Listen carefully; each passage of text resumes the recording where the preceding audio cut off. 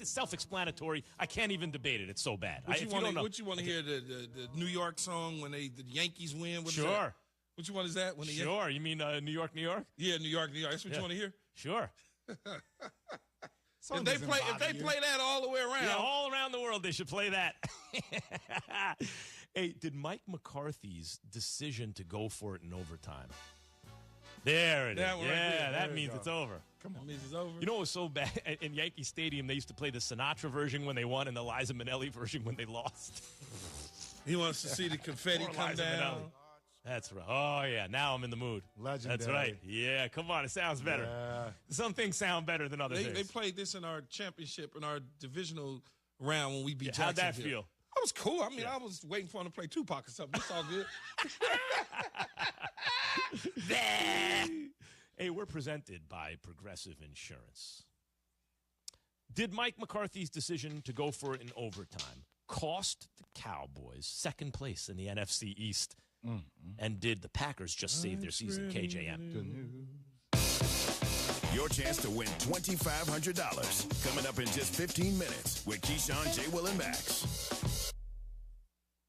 Everyone can boost their digital confidence with NordVPN. All it takes is one simple click. NordVPN will block online trackers, hide your virtual location, and secure your devices from malware-infected files during downloads. It will also detect malicious websites. So catch the Black Friday deal for a 1 or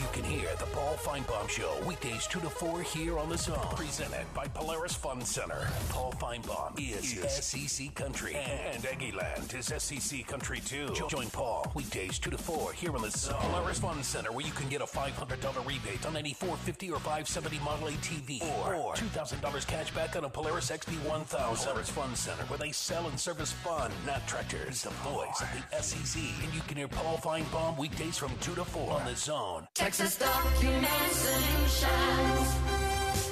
How long has Smither, Martin, and Henderson in Huntsville had sharp copier printers from Texas Document Solutions? Office manager and legal assistant Marilyn Batterton. Gee, I don't know. A long time. 10 years? Maybe more than that. And Texas Document Solutions performance during all those years? They've always come through. They've given us a good price. They've helped us get out of old leases. They've taken care of the equipment. That's Texas Document Solutions. Better document imaging technology, better pricing, better customer care, and a good value, right, Marilyn?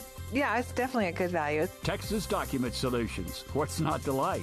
They're great. They're always pleasant. They're dependable. Their machines are dependable. We'll just enjoy working with them. If your relationship with your document imaging vendor is less than enjoyable, switch to Sharp from Texas Document Solutions. Call 979-775-5500. Texas Document Solutions. 979-775-5500. At Kubota, we want to help you deliver a job done right. That's why we want you to know that new Kubota inventory is arriving daily at WC Tractor. You have work to do.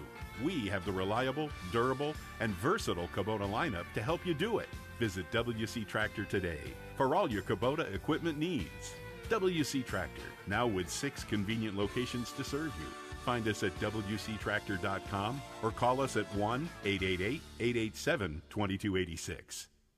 Jingle bells, jingle bells. 8 holiday attractions at one great venue, Moody Gardens. It's been 2 years, but the coolest holiday attraction in Texas is back. Iceland Ice Sculptures. Embark on a breathtaking undersea journey made of 2 million pounds of ice, and of course, Shivers Ice Bar. Enjoy Moody Gardens Festival of Lights, ice skating, 3D and 4D films, Cirque Joy Holiday Show, and more. Santa parachutes in opening day, November 19th. Save on tickets and hotel packages at moodygardens.org. Texas is in a long-term drought, and Hargrove Crop and Ranch Insurance Agency is here to help Texas farmers and ranchers. Currently and actively involved in the farming and ranching industry, the agency started in 1983, is an Aggie and family-owned and operated agency aware of your needs. They're a statewide multi-peril crop and rangeland insurance agency providing coverage against drought on crops and rangeland. To find out more and check insurance deadlines, visit hargroveinsurance.com. That's the Hargrove Crop and Ranch Agency. He loves our community. From the high school sports update to the mascot of the week. Listen in to Louie, weekdays from 11 to 2. This is KCNE College Station Bryan.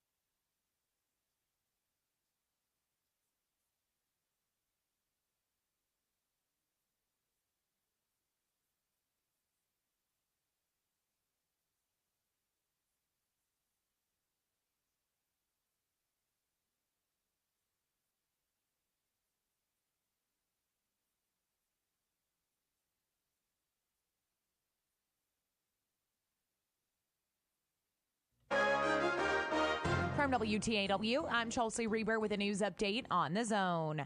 A Bryan man on probation for a family violence assault with a prior conviction was involved in a weekend standoff with College Station police. 25-year-old Deontay Damon was arrested for choking a pregnant woman Saturday morning in her apartment, where she told officers she almost lost consciousness. Damon was also arrested on a warrant for hitting the same woman 2 weeks ago in the forehead with a hammer. Brazos County commissioners get the green light to proceed with building a medical examiner's office at the Texas A&M Health Sciences Center. The A&M System Board of Regents, without public comment, approved donating land at last week's meeting. County commissioners set aside $24 million in federal pandemic grant money to build the facility. The final week in office for most members of the Bryan City Council starts with taking action on a third public-private partnership at Midtown Park. The agenda for a special meeting tonight at 5:30 includes a 30-year ground lease for a $26 million entertainment complex that will be built along Midtown Park Lake at Villa Maria and South College. The proposal from the company operating the Queen and Palace Theaters for the city includes more auditoriums, a bowling center, and indoor and outdoor pickleball courts. Construction is supposed to start by next August on what's being called Schulman's Movie Bowl Grill. It's supposed to open in September 2024. Bill Oliver, 1620 94.5 WTAW. Another traffic obstacle in College Station starts today. This is the start of building raised medians along Harvey Road from Texas to the freeway. The first phase is Harvey between Texas and George Bush East. Anyone going by or to St. Joseph's Hospital in Bryan may see a large tent, large equipment, the College Station Fire Department's hazardous materials truck, and people wearing special hazardous materials suits. Hospital officials tell WTAW News this is a joint exercise for hospital emergency response training. The exercise, which began yesterday, continues through today. I'm Chelsea Reber on The Zone. Take your shot at the Precision Rifle Expo, November 19th and 20th at CCC Shooting Complex in Navasota, Texas. Try out the top equipment used by the best long-range shooters and hunters in the country, including night vision and thermal optics. Get expert instruction and take your shot on ranges beyond 1,000 yards. Many exhibitors will have products for sale. Aggie fans, get in free with your ticket to the A&M versus UMass game that same weekend. The Precision Rifle Expo, November 19th and 20th. For tickets, visit precisionrifleexpo.com.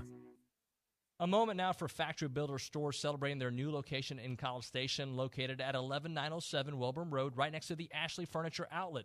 Factory Builder Stores can service builders and the general public with locations throughout Texas, including right here in College Station. And Factory Builder Stores has got great brands like Sub-Zero, Wolf & Cove. Factory Builder Stores College Station showroom now open Monday through Friday, 8 a.m. to 5 p.m. at Old Welborn Road in College Station or online at factorybuilderstores.com. Good morning, sports fans. I'm Zach Taylor with your Aggie Sports Minute on the Zone. The Sports Minute is brought to you by Hilco Metal Roofing and Supply. Call 936-825-0500 or click HilcoSupply.com. Texas A&M football dropped its 6th straight this past Saturday, falling to Auburn 13-10. To get Coach Jimbo Fisher's take, tune into his weekly press conference this afternoon at 2 right here on the Zone. A much better weekend for A&M hoops. The Aggie men pulled away from Abilene Christian Friday 77-58. Now to get Coach Buzz Williams' take for the guys, tune into the Coach's radio show tonight from 7 to 8 on 1620 94.5 WTAW. On the women's side, they had no problem with Army yesterday, 73-49. The Ags were dominant on the glass, out-rebounding the Black Knights 53-32. Head woman Joni Taylor. We have a lot of players who are offensively talented, and they're used to scoring. And that's going to come, but we cannot put our value in scoring the basketball. And so that's something that we continually talk about. With the win, Taylor begins her career at A&M at 2-0. Rounding things out in Aggie land, soccer saw its season come to an end Friday, falling to Texas 3-1 in the first round of the NCAA tournament. Fifth-ranked Aggie Equestrian was edged by number 4 Auburn 10-6, and men's cross country finished third, while the women placed fourth at the South Central Regional Championship. Volleyball was undone by 11th-ranked Florida on Saturday 3-1.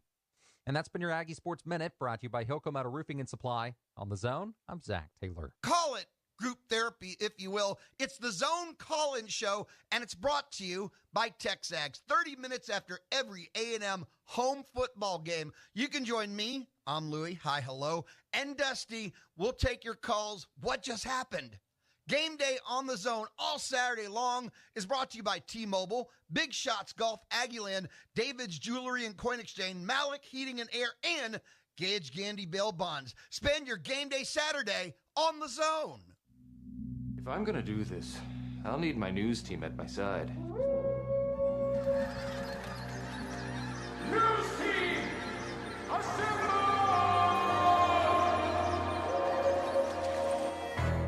Howdy, Aggieland. Welcome to the SEC. Our program will be built on 4 principles in which I talk about all the time: toughness, effort, discipline, and pride. Dang it!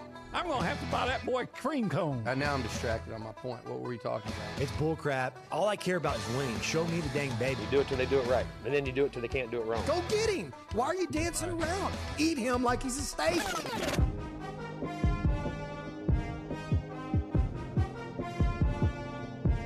He fits what TexAgs radio is about. He fits into what the listeners are going to want. He's a pro on every level.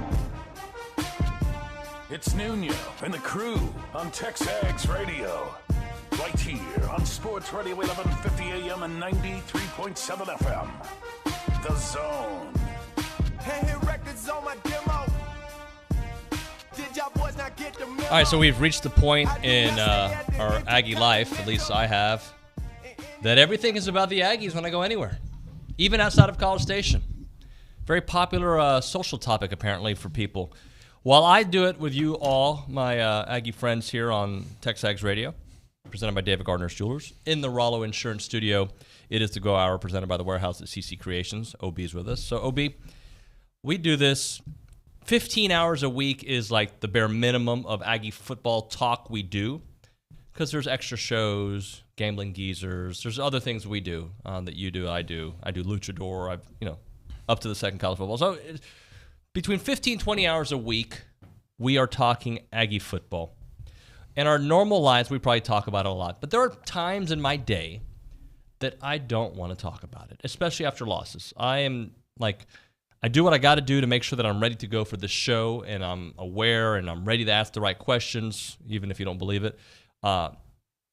But there's a point where I just don't want to do it. I don't want to think about it for a little bit.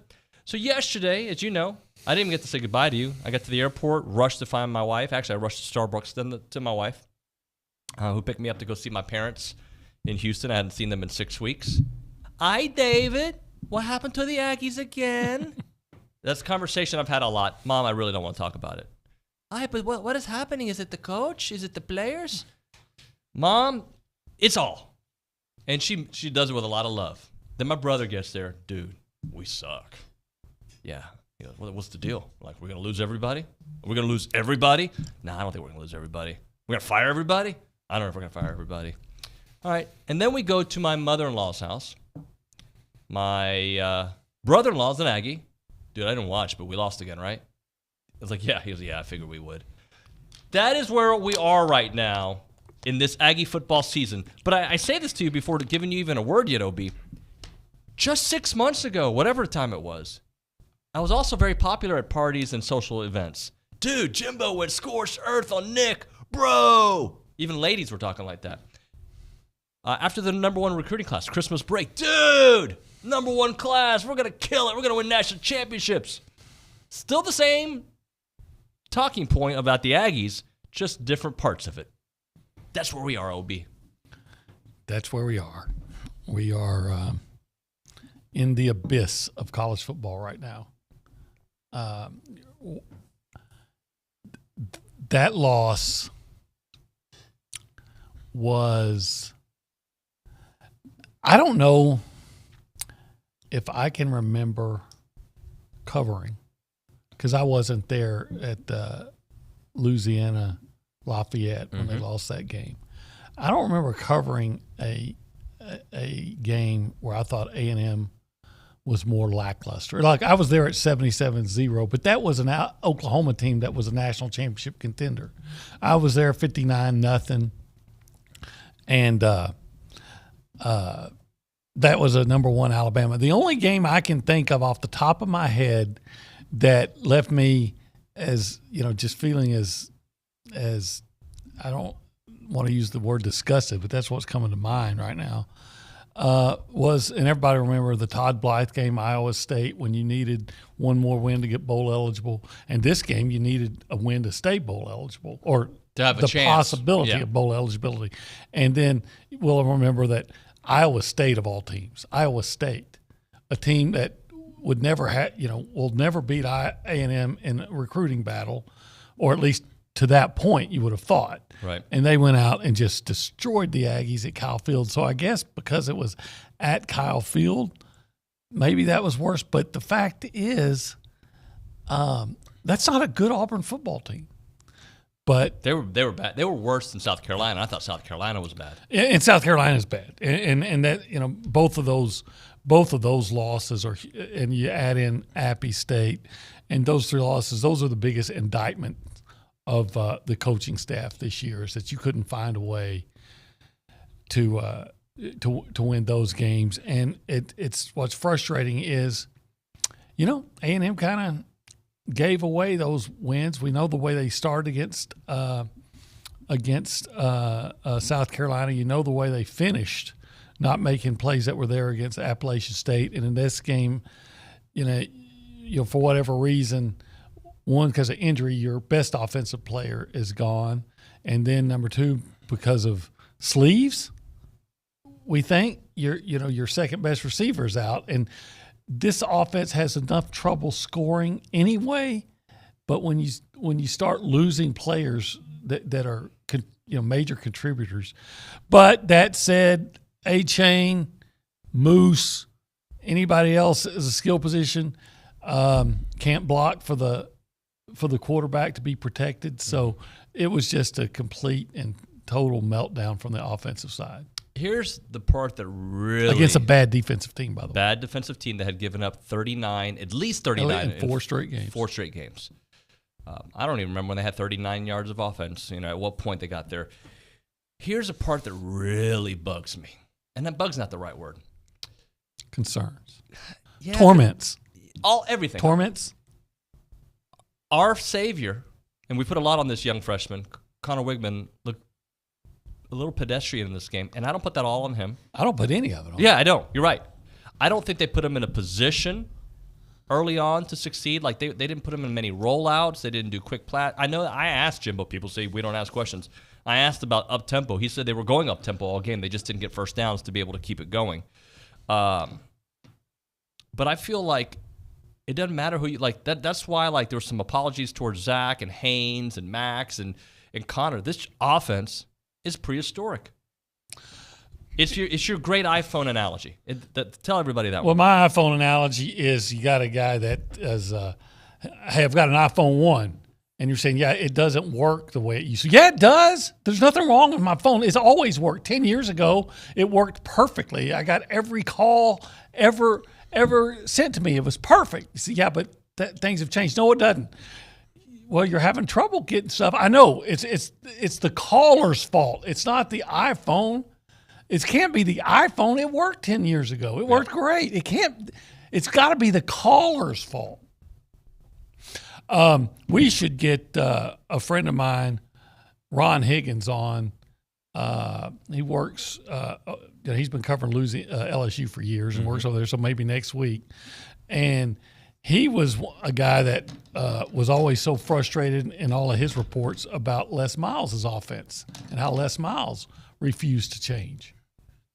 And I think, at least it appears, that we are struggling through a similar situation. Now, I asked Jimbo Fisher, you were there, if after the game, if that offensive, I don't want to call it performance, showing, would lead him, I was wondering if that's the final straw to lead him to accepting that, hey, you know what, we need to make changes on this offense and bring in an offense coordinator to call. And he said, well, even if you do, the things are still the same. And you can hear the response. I mean, I was paraphrasing, but you can hear the response and make of it what you want. Nick, try to see if you can find that bite. It was early on, that question. If you don't have to get it for this segment, but just at some point during the go hour, if we can get that, it's I'd like to hear that. Look, it is what it is right now. It's officially basketball season. We're still talking football, obviously. It's a heavy part of the show, but like the very little hope that I had that this team could get bowl eligible and make the end of the season feel good. I don't know if I can feel good at 5-7. Yeah, you beat LSU, which after what we just saw, I mean, I think they're going to destroy UMass, but I don't even know anymore. Like it's just football at this point. Like let's just watch it and move on. Yeah, I think they're going to beat UMass. They'll probably beat them by a wide margin, and they're going to see the offense. But you're going to have to take into account that UMass may very well be the 130th team or 131. They've lost 6 in a row too, right, or something like that. Well, they're terrible. Yeah. I mean, they may be the worst team in the country. I think their one win was over Stony Brook, which I believe is an FCS opponent. So you're going to win that one. And you understand that upsets happen every week. Let I remind you, and I know you've brought this up before, LSU was hoping to get bowl eligible when they were a huge underdog against A&M last year and won and pulled off the upset. Upsets happen every week. We acknowledge that. However, you also have to acknowledge that at least to date, you've seen nothing maybe since the season opening win or since LSU season opening loss to Florida State. Since then, maybe you've probably seen nothing that would make you feel like that you could look at it and say, this is why A&M can win that game. Yeah, there's no reason. I mean, look. Upsets happen every week. I know people are sick of hearing, we have the talent. Well, I don't know if we have I assume we have the talent. The stars are there. It doesn't matter. I care about the product on the field. And the product on the field this entire season has been well below expectations. I'd even say the Sam Houston game. I'd say the Miami game. I'd say even the Arkansas game. Below what I expected from this team. You and everybody else. I mean, A&M was ranked 6th. Now, even I thought that was too high. But I would have certainly had A&M in the top 15. I never saw a potential 4-8 season coming. Hey, let's just for kicks and giggles, and you guys can text the show and tell me what your thoughts are on this. Text us out on the A&B text line, 979-693-1150, A&B, a College Station branch of the Amarillo National Bank. Good Texas banking website, amb.com. We know how low things are right now, okay? Right now. They're as low as they can be. Flip A&M's record to right now at 7-3 with LSU coming heavily favored. We would still think the season would be a disappointment. Yeah. I Again, I acknowledge it. I said at the beginning of the year that I thought anything less than 10 wins would be a disappointment. Yep. Now, I'm one of those that will count the 10th win in a bowl game, but still, anything less than 10 wins would have been a disappointment. But I mean, this is catastrophic. This is. I mean, there's no other way to put it. Now, the other way to look at it is, and it's true, A&M has an inordinate number of injuries. They have a team. You can look at the depth chart. Well, if they had a depth chart, A&M's, I guess they're trying to pull a fast one on everybody. That hadn't worked out. Pull a Kevin Summerline. How's that worked out for you? But if you look at the class breakdown, A&M is very heavy in freshmen and sophomores, redshirt freshmen, all those. I think they started 5 true freshmen on offense and 2 more redshirt freshmen on offense. All those things, that makes things difficult. But that said, should have been better this year than you are. And every other team has major injury. LSU lost its best defensive lineman for the season in the first game of the season. They've rebounded quite nicely. They've gotten better as the season gone on. A&M, I don't know what A&M's peak was, but they've been doing the old giant slalom downhill ever since. There's a tweet that was going around this weekend that said, Brian Kelly has accomplished in year 1 what A&M, Ole Miss, Mississippi State have never accomplished, which is getting to Atlanta for an SEC championship game in year 1. He's always been a good football coach. Mm-hmm. I think he's had some good breaks, but they've made some of their good breaks. And he showed, he showed some, I'm not going to use the word I used on Twitter. He showed some great intestinal fortitude against Alabama going for it. And he came up with a really, maybe not an outrageous play, but he came out with needing 2 yards to win the game. He came out with a play that had a really high chance of success. Let's listen to Jimbo. A little bit part of his opening remarks there after the loss to Auburn. And just got to find a way to get our offense. We could not get in rhythm. Whether we dropped the ball, whether we got a sack, whether we had a penalty, whether we had a negative run, just could not get above the sticks and keep going. We did 2 or 3 drives, and then the last couple drives right there, but didn't do it. And that's on me. I got to find a way to do that and get us back and find ways, even when we're not running it, to find ways to run it or take pressure off in the pass game and to help and chip. We're trying to chip the ends and do things, and they got that. But they played a physical game. We were able to make one more play than we did, and where we went. And we didn't play as well offensively. Defensively, like I said, we need to be a little more, we play the run better, but we still bent and made critical plays at critical times and kept the points down. He really kept us in the game for what we had to do. And a couple penalties we had a couple knucklehead penalties that we just could have, I think we could have really helped us and got down there. But, we got to do a better job in the next game. Questions? Yeah.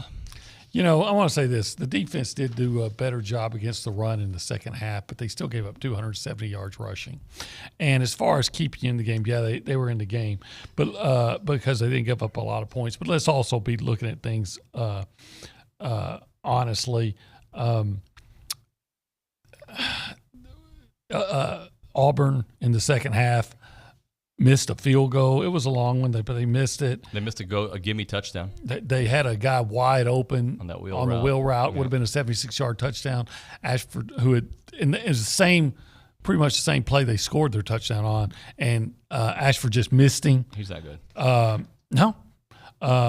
Then they were at the A&M 24 and fumbled botched a handoff exchange, and A&M was able to recover it. Wasn't that great that McKinley, who is playing well, got over there to recover the fumble, but that wasn't a play that A&M made so much. It was a mistake that Auburn made. So, they didn't get a lot of points, but the fact of the matter is in the second half, they were set up to score a lot of points and just didn't because they're not a good football team. Let's go around the room and say hello. We go behind the glass. Nick Savage is there. Nick, good morning. Morning, y'all. How's it going? Could be better, I guess. Hey, what are you wearing? A flannel. What's Looks wrong good. with that? Thanks, man. There's nothing wrong with it. I'm used to it like TexAgs gear. Well, I was wearing that earlier, but looks good. It's winter weather, so it is. Gotta bring it out. But I got to go see the Ags basketball team on Friday. They look good on the positive side of things, but I want to read this tweet to y'all too. Galveston Ag on Twitter. He said, Ruben Fothery with A-Chain out today will be the only player on both sides of the ball from our week 1 starters to start in game 1 and play in every game until this week. So one guy out of the starting 22. I want to say this about Connor Wigman that I loved is that maybe it was self-preservation, but he'd get under pressure and he'd at least try to make something out of it. Yep. But why you keep your guy in a pocket that many times when you know that you can't block? Yeah. I just can't figure it out. Let's go to the News and Social Center. Tomas Romo is manning the fort. Good morning, Tomas. Good morning, guys. A little cheery, trying to get some energy today, guys. I have none. Football has sapped my energy. Kryptonite has I'm in the hit. same boat. I mean, the Cowboys lost yesterday, so that wasn't fun. I just feel like I'm just going to get flogged. I feel like the guy in Animal House that just says, "Thank you, sir. May I have another?" I got it. I know that movie. Haven't seen it, though. Well, you've missed one of the classics of all time. I believe it, Olin. Well, let's get into some news. Women's basketball dominates Put you Army. on double secret probation.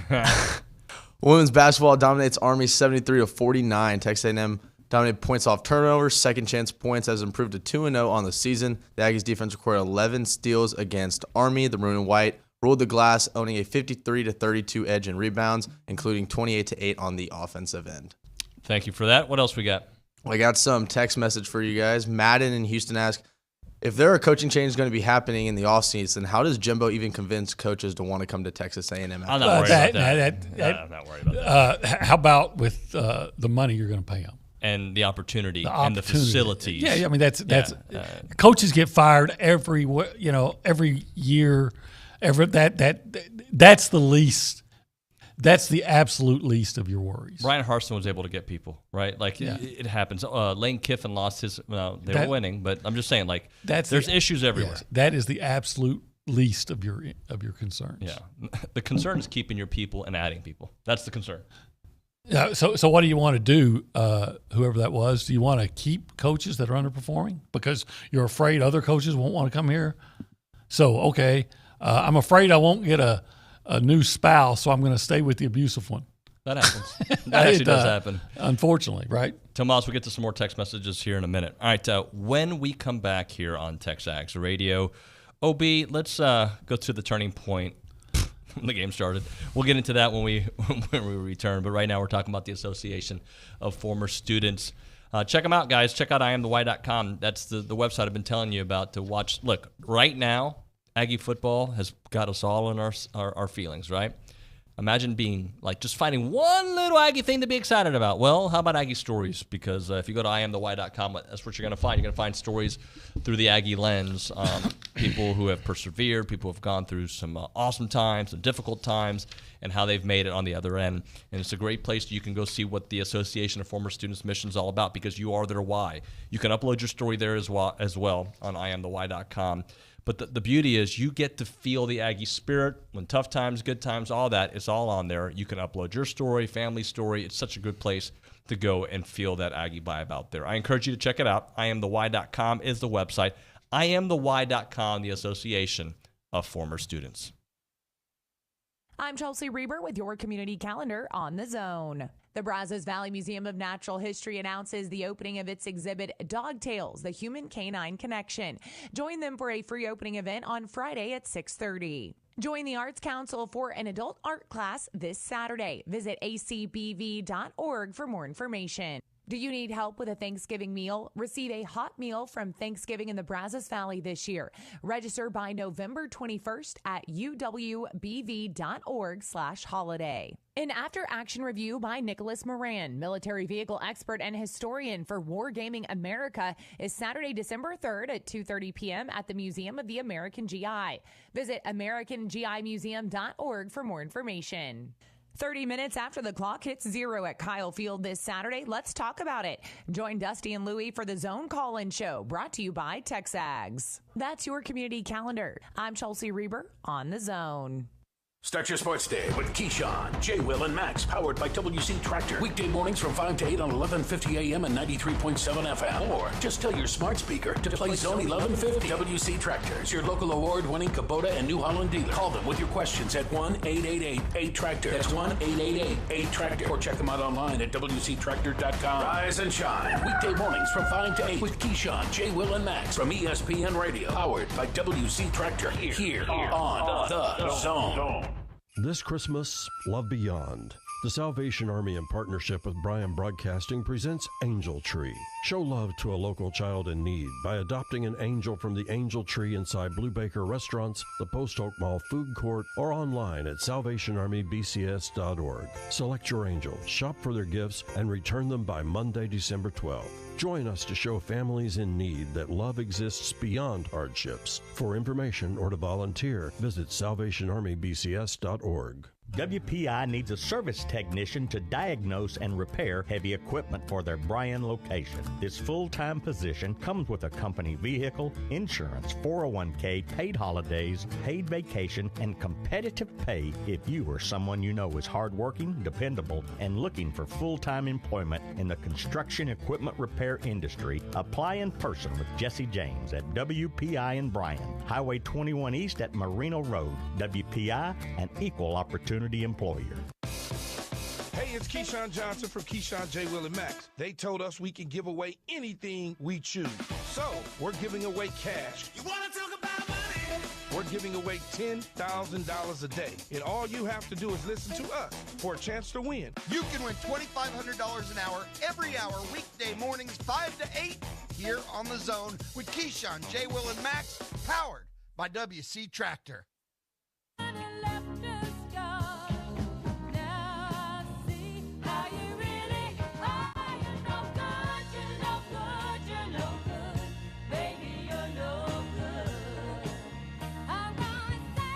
Yeah. I love, Linda Ronstadt. When I was like sophomore in high school, that was my crush. She was Linda Ronstadt. I'm gonna Google. I don't remember what she looks like. Linda Ronstadt. Well, you have to look like 80 years old. Let's see what probably she looks not like. the same. No. No, I'm thinking it's not the same. Yeah. Well, the most recent picture. You're No, right. I mean, again, that was back when she was a, thin, Actually, she was a pretty lady. cokehead. Keeping all that weight off, but pretty lady. Very pretty lady. TexAgs Radio presented by David Gardner's Jewelers here in the Rollo Insurance Studio. It is the Go Hour presented by the Warehouse at CC Creations. What was the little stat you were putting in your head just a moment I was ago? just thinking of, what you got to do is when we talk about their records here, and what it really comes down to is what are you going to do against the SEC West? Yep.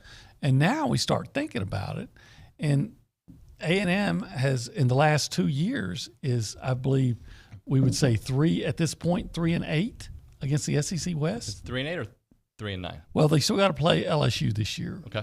So I think it'd be 3-8. You're 1-1 against Alabama. Yep. You are 1-1 against Mississippi State. No, 0-2. Auburn. Well, You're 1-1 against Auburn. 1-1 against Arkansas. Yep.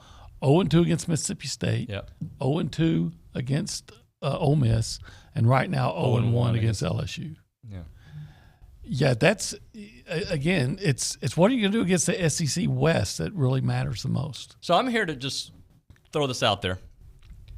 Jimbo Fisher has never had a losing season. This year is that losing season, and we're going to find out.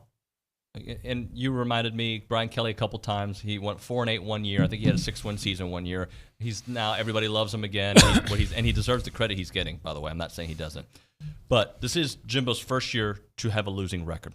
So is he going to be an aging athlete that just lost a step and you see it immediately the next season, right? Mm-hmm. Or is he going to be Brett Favre when it looked like he was done at Green Bay? And I know he's probably a bad example with the news right now, but goes to Minnesota and has an MVP type season, right? What is Jimbo going to do next year? I would have said Kurt Warner. Warner, okay. but Kurt Warner did come. He was a nobody, became somebody, left for dead, came back with Arizona and took them to the Super Bowl. Right. Yeah. Here's what I think. I think it's very dependent. I think where Jimbo Fisher and Texas A&M program goes from here is very dependent on whether or not you can keep the vast majority of this freshman class together. If there is, I was going to save this for later, but if you become Texas A&M, yep. and there's a major exodus, I don't see how you recover from it because, I guess you play the transfer portal, but you're not putting together a big-time recruiting class right now for this year.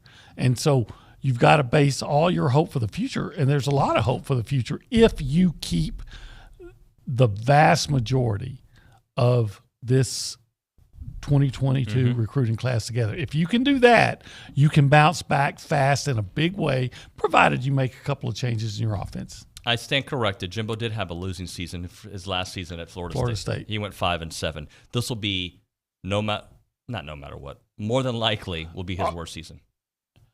Are you sure they went 5-7? 5-6.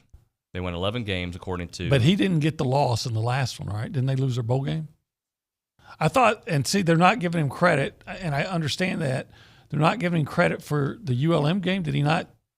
I'm looking at their. I thought there was because they got into a bowl game, right?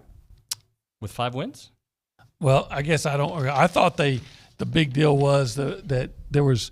I thought and look, I'm getting older, I forget things, but I thought that year they had a game against, I think it was ULM canceled because of a hurricane, and then they played it at the end of the year, and there was a big criticism about that, saying, well, he's just playing it to try to maintain their streak of bowl eligibility.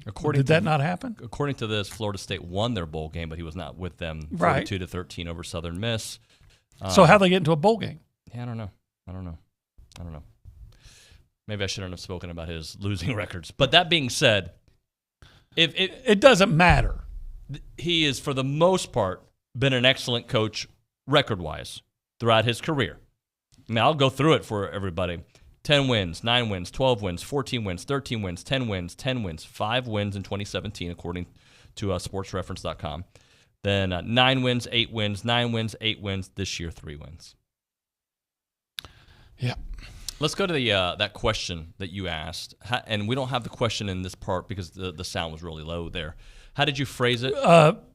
It was something along the lines of, with this offensive showing, will that lead you to accept that you need to change the offense and bring somebody else in to help update it? Yep. Something along those lines. Let's listen to Jimbo. Well, I mean, the offense we run is still the same. There's similar all schemes across the board. We just got to call it better, coach it better, and do it better. And if we bring somebody in, if that whatever happens, it didn't matter. He's still verticals are verticals, smashes are smashes, and we got to get it coached better and do a better job of it. So we'll evaluate everything. We'll evaluate everything, and I believe they will. I do believe that they will. All right, let's hit a break here. We're going to come back. We're going to get into the turning point. We'll get into some of your text messages there on the A&B text line. And, we'll keep it going. It is TexAgs Radio. Right now we're talking Milliken Reserve farm-to-table community in College Station. Homes, trails, farms, and wide open spaces. Obi, I'm going to be very honest with you. A lot of times we like to have fun with the animal sounds at Milliken Reserve. I think today the animals are doing this. They're numb too. Yeah, it's a day of silence. But when basketball season keeps rolling and they're going to be back to making those noises, what kind of noise will they make? Like a. That's what they do. Or something. It might be when you're in a situation like this, it's probably nice to have a real secluded, quiet place to go home to. Absolutely, where nobody's asking Peaceful. you, hey, David, get us with the Aggies. You won't get that. The birds and the bears, they don't talk. They don't have bears there that I know of. That being said, go check out Milliken Reserve, a wonderful community. I love it. I get the veggies there, 30 miles of trails and homes. Check out the website, millikenreserve.com. Again, that is millikenreserve.com.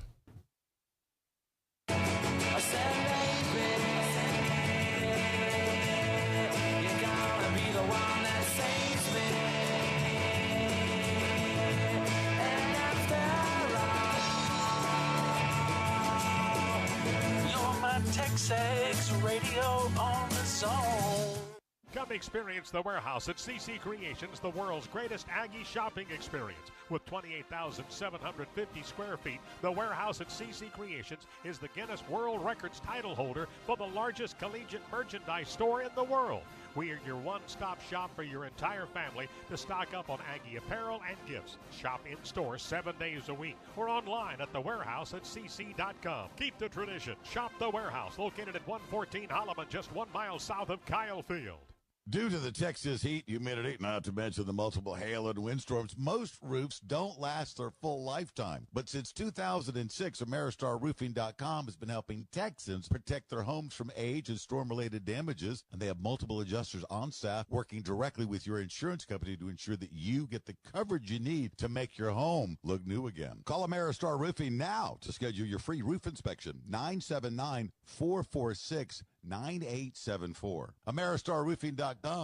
Brazos Running Company has moved to Century Square. Same passion for running and fitness and for finding the right shoe that fits your stride and style, now with so much more. In addition to the sought-after running shoe brands like On and Hoka, Brazos Running Company now carries Birkenstock shoes, and they are the only place in town to carry Viore clothing, one of the hottest athletic wear brands in the country. Both make great gifts. So come shop Aggie-owned and operated Brazos Running Company, now located in Century Square below Star Cinema Grill in College Station.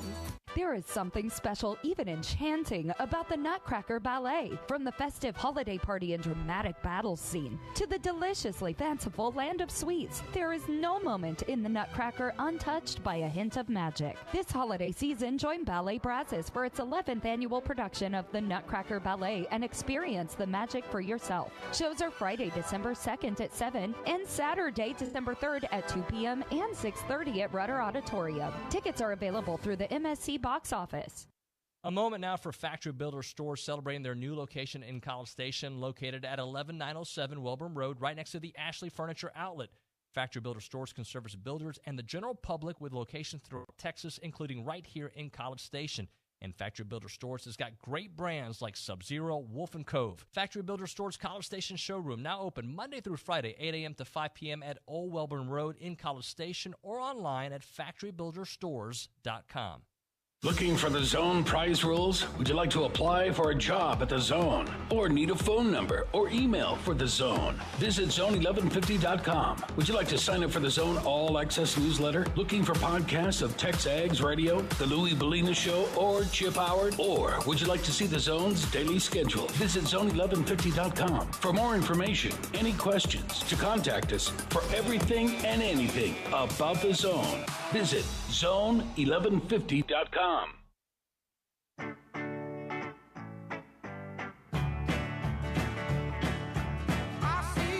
We did. We tried to go tempo, but we couldn't. We didn't get any first downs. You know what I mean? And we were trying to get tempo. We went up tempo probably 70% of the game tonight, 70, 80% maybe. Then we tried to get a couple. Then we said, okay, let's just try to get in the right play and do the right things with some checks on the run. But went back. But we were up tempo a bunch. We were up tempo most of the game. We just couldn't sustain, or we got a penalty, or got a negative play in this situation. No disrespect, but my opinion of up tempo, it's different. Yeah, might be different definitions from individual to individual. And the reason I say that is I believe that there's this. It's like they don't have how would you communicate back in the day without phones and cell phones, telephones, like telegram? That's what it feels like getting the play call into the quarterback now. There's I see this movement, whatever quarterback it is, waiting, looking more, looking more. Okay, and it goes to the plate. Now, to maybe what he means is, had they gotten first downs, they would have not allowed changes, but they weren't moving the ball at all. But too often I see timeouts called because the play hasn't come in on time or the personnel's not right, and you get false starts because you're waiting and we know. So we have gone 39 minutes and barely touched the Moose conversation. The Moose stuff to me is interesting, and for those who don't know, I assume if you're listening to the show, you know Moose didn't play in the game Saturday, and what has been reported by Billy is that it was about his sleeves. Right, he wanted to wear these sleeves, and Jimbo and Coley told him he could not, and he either refused or his teammates told him not to. He just didn't play, so he sat out the entire game. I think what must have happened was he had them on. He was back for the opening kickoff. that they did not return. And only thing was he actually out there on the? Yes. Okay. Yeah. So what I'm figuring is they told him don't wear the sleeves for some reason because apparently he's worn them before. Yep. And we have games, post games. You can see that but was told for whatever reason for that game not to wear them. Okay. This is what it appears. And he went, I'm going to wear them anyway because I always wear them. Whatever. He goes back to return the kickoff. He must be coming off, and they see that he has them on. They said, "This is what I think happened." And they said, "Hey, you're out for the rest of this game. We told you not to. You put them on anyway." I don't remember seeing him on the opening kickoff. He was there. Okay. Because I remember seeing him, but while I was writing my column, I actually texted my wife and said, because we always video the game, would you just look back at the opening kickoff and see if number 7 is back there to return it? And he was so there. Yeah, absolutely. Okay. Well, my whole thing is I personally, before I do hot sports take, Jake, I want more information. But if it is as simple as, hey, I don't want you wearing it. I told you guys I don't want you wearing it. You can't wear it. No, I'd rather wear it. No, you can't wear it. Then I side with Jimbo there. There's too many other things that we're upset about the coaching staff. I use this analogy with you during the break. Sometimes I allow my youngest daughter to watch YouTube. Sometimes. Parental guidance, obviously. And sometimes I don't. And if she does it when I tell her she can't, there are consequences for that. If I tell her she can't, she's like, I'm going to do it anyway. There's some major consequences for that. We can disagree about the rule, if it's a dumb rule, why they have it, yada, yada, yada. But if the coach says, this is my rule, stick to it, and you don't, I understand not playing. The season feels lost anyway. Okay, that's all valid. I just wonder if it's been something that's been okay before. Why is it suddenly an issue?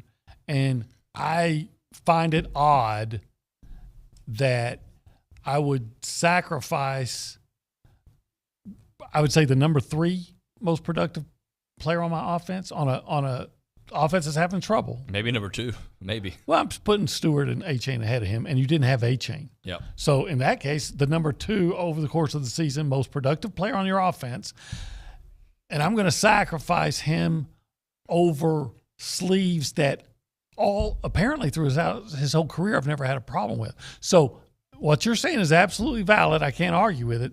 I'm just wondering why that at this time, why that suddenly became such an issue that I would further, if we talk about the self-inflicted wounds, why I would self-inflict another one.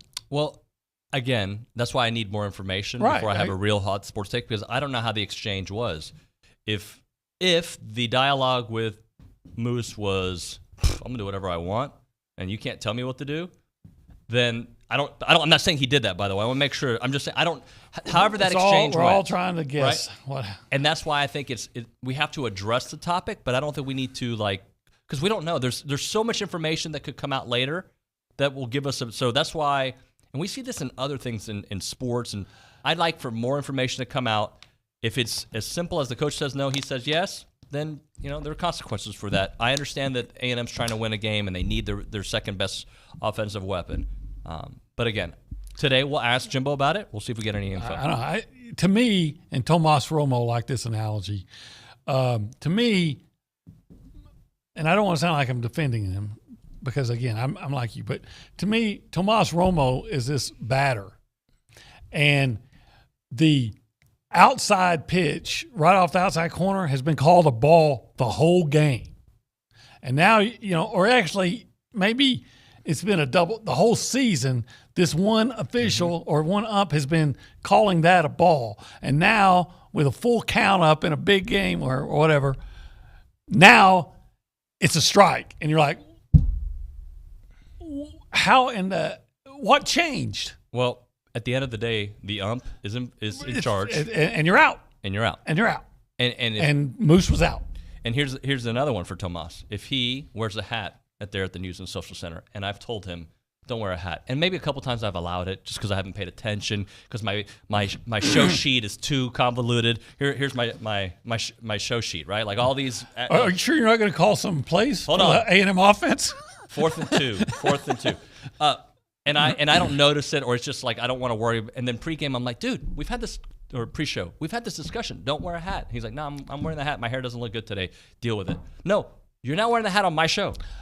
Then you're out. And like I said, it's all valid. I'm just wondering why it was suddenly an issue if it hasn't been before. But I think both parties, the team and Moose deserves more to the story. There's got to be more to it. There has to be. But I'll say this: I think consistency in what you're doing is important. Whether it's being like Jimbo saying, "Hey, we got to be consistent and always make the play," or whether you're coaching and dealing with your players.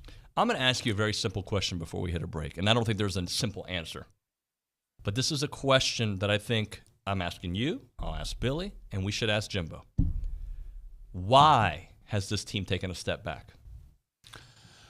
Well, and he's going to, I would guess, start with listing his injuries, and then he's going to talk about youth and inexperience, and then that's going to come into we're just not consistent. But when we're talking, because I think they have, because they're only one play away. Well, it's all about execution, and that's why I tell people so are the Texans, and they suck. When it's now 2 straight seasons, because last season, outside of Alabama, was a disappointment. True or untrue? True, but we thought that could be explained because most teams that lose their starting quarterback are going to have problems. But we have new lens. We do have new data. New data to say 2 seasons in a row, the offense has been horrendous. They have struggled against. And is it just offensive issues, or is it a systemic issue at A&M right now? Because the defense did get better in the game, but the defense has been a problem stopping the run for 2 years now. I think it's more really just about this year. I think last year was disappointing, but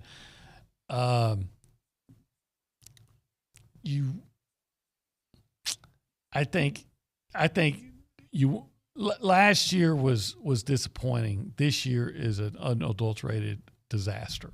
Mm-hmm. I think last year's team this year is at least it's probably last year's team this year is probably looking at 10 wins. You give me Kenyon Green out there and Bryce Foster and the way the guys on the right side were playing on the offensive line, and DeMarvin Leal and Michael Clemens and some of those, Yeah. Because one of the things coming into this year, we talked about obviously where's the pass rush going to come from, and that's been a big difference. And quite frankly, some of those guys were better in run defense. But DeMarvin can set an edge. Can A&M set an edge? No, they cannot. Well, DeMarvin can set an edge. Clemens too. No. A&M can't set an edge, or either don't want to. And by the way, I'd have Mike Elko too if I had last year's team. And also, last year's team felt like, even when they lost the last 2 games, it felt like they had figured things out, right? The Ole Miss game, there was a pick. Again, though, I don't know. I don't know what to believe. It's been 2 years of underperforming, and that's where I have an issue. Let's do this. Let's hit a break. We're going to come back. I'm going to do something that I shouldn't do. I want more information with the Moose situation, right? I want to rewatch. I didn't watch the broadcast. I want to watch the broadcast before I have a hot sports take, but I have an opinion about broadcasters and showing sometimes their love for their team. And I'm just going to ask the question out there. By the way, you can text the show on the AB text line 979-693-1150. Brazos Running Company time now. They've moved to a new location there in Century Square. By the way, the shoes that you can get there, the prices, it's just awesome. I know I've got some good friends that got some Hokas there recently. He says, they are the bomb. They're locally owned Aggie shop, specialty running store, I should say, with an outstanding selection for running gear. You've got brands like On and Hoka. If you're a runner, walker, interested in fitness, the right shoes make all the difference in the world. You should be changing them, every 250 to 300 miles, something like that. At Brazos Running Company, they're passionate about running and finding the right shoe for you. So they got a new location, and they've got expert level of service there and so much more. More space, more brands, Birkenstock, market-exclusive retailer for Biore, which is an awesome clothing line, one of the hottest athletic wears out there. Remember Brazos Running Company for your holiday shopping. It's a great place to check out. Brazos Running Company, now located in Century Square below the Star Cinema Grill there in College Station. I'm Chelsea Reber with your community calendar on The Zone. If you're interested in becoming a CASA volunteer at Voices for Children, you can attend their next informational session virtually Thursday at noon. Visit vfcbrazos.org for more information. Friends of Chamber Music presents the Viano String Quartet in a free concert Thursday evening at 7 at A&M United Methodist Church. Through various USDA-funded grants, the Battleground to Breaking Ground program provides 15 tuition waive spots per cohort for veterans, active military, and a select number of other beginning farmers and ranchers. Applications for the next cohort are being accepted through December 5th. Contact Texas A&M AgriLife for more information. Big Brothers Big Sisters of the Brazos Valley is seeking adult volunteers. Go online to bbbsbrazos.com. UMass Saturday starts at 8 a.m. with the Zone Game Day Show brought to you by TexAgs. Let Olin, Cease, and Louie start your Aggie football game day. That's your community calendar. I'm Chelsea Reber on The Zone. You know us through the Aggie Ring and our work helping current and former students.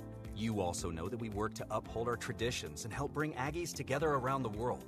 We are the Association of Former Students, and it's our mission to provide resources, support programs, and cultivate the experiences that you know and love. But have you ever stopped and wondered why? Why does the association support Texas A&M and Texas Aggies? Why are we always here, there, and everywhere for the Aggie Network? Why do we tirelessly work to ensure that the Aggie experience is both unforgettable and life-changing? Well, you may be surprised to learn that the answer to why is as unique as your own Aggie story. That's why we created IamTheWhy.com, a place for shared Aggie stories and unique perspectives. It's where you can hear the why, see the why, and discover why Aggies like you are the why.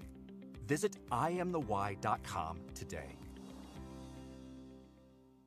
The biggest names in sports are on ESPN Radio. Phil Davis, New Orleans Saints linebacker. We just keep chopping wood, keep sharpening the axe day by day. When you have a good process, that's what you focus on.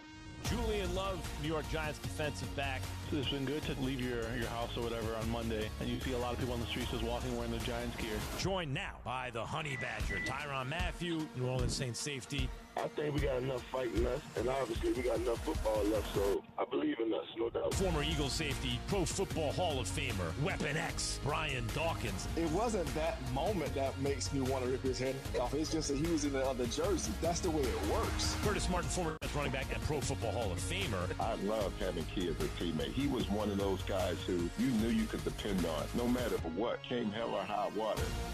Listen in to ESPN Radio, weeknights and weekends on Sports Radio, 1150 and 93.7 FM. It's been a hard day's night, and I've been working like a dog. It's been a hard day's night, I should be sleeping like a log. But when I get home to you, I find the things. All right, we're back. TexAgs Radio presented by David Gardner's Jewelers here in the Rollo Insurance Studio. Go Hour presented by the Warehouse at CC Creations. All right, Obi, let's get into so I didn't watch the broadcast. I didn't hear the broadcast. We were there.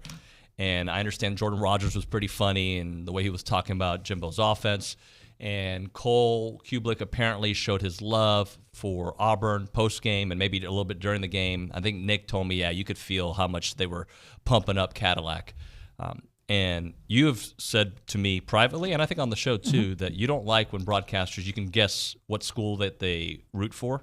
Yeah, I'm old right? school. Yep. I'm old school. I think that you should be, whether you're a writer, if you're doing it from on a national level, that you should always be completely objective, and I don't want to know where you went to school. That said, everybody knows it's been overdone that Cole went to Auburn. That's fine. And I haven't rewatched it yet, but I understand he was really talking up Auburn a lot. But here's my take on that. Having not watched it, if you're upset about that at A&M, I get it. Except that, let's say in a 60-minute game, you want balanced coverage and balanced commentary. If you go 30 minutes talk about Auburn and 30 minutes talk about A&M, I don't know how you do anything except trash A&M for 30 minutes, and then the A&M fans would have been upset about that. Yep. Because what are you going to pump up about A&M based on what you saw in that game? One of the things that I'm actually very proud of in my career, when I was at ABC 13, where we could show some favoritism, I would get, even on TexAgs board, people got upset with me for the way I reported Texas doing well or the University of Houston. There were people who, because I was very balanced with that. But if you go back to my highlights of the Alabama game when Johnny was the quarterback, you could tell I was excited about those highlights. And if I were on the national level, I think people would want me to show a little bit of excitement for Texas A&M. And maybe they need to hire some more Aggies on the national level. But I guess my point is, don't make it about your school, but you're allowed to be human too. I just know that when I was a national writer, I did everything I could to completely divorce myself from any allegiance That's to the way anybody. it should be. That's the way it should be. But I also understand people can connect the dots. If Cole had a great relationship with Cadillac and his emotions, and you could tell that they were friends, that happens, right? Right, and that's fine. But again, if you're upset about it as an Aggie, again, I would say, what do you want him to say about the A&M? Are you going to be, hey, lie to me, baby, lie to me? We got to go. All right, thank you, OB. We never did the...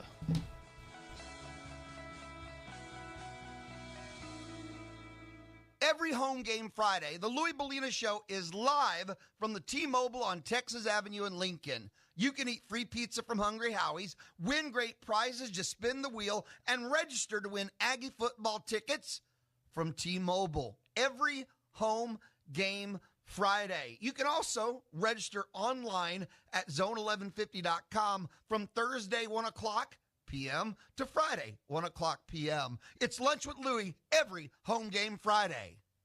At a time when misinformation is all too common on social media, we take great pride in bringing you the news that matters, that impacts your family, news you can trust. Local broadcast journalists bring you the facts, covering the stories breaking in our community and across the globe. Text radio to 52886 and let Congress know you depend on local journalism. This message furnished by the National Association of Broadcasters. Download podcast of your favorite shows, Louie, Jim, or TexAgs in the Pod Center at zone1150.com. Subscribe and have them downloaded daily for you in the Pod Center at zone1150.com. This is KZNE College Station Bryan.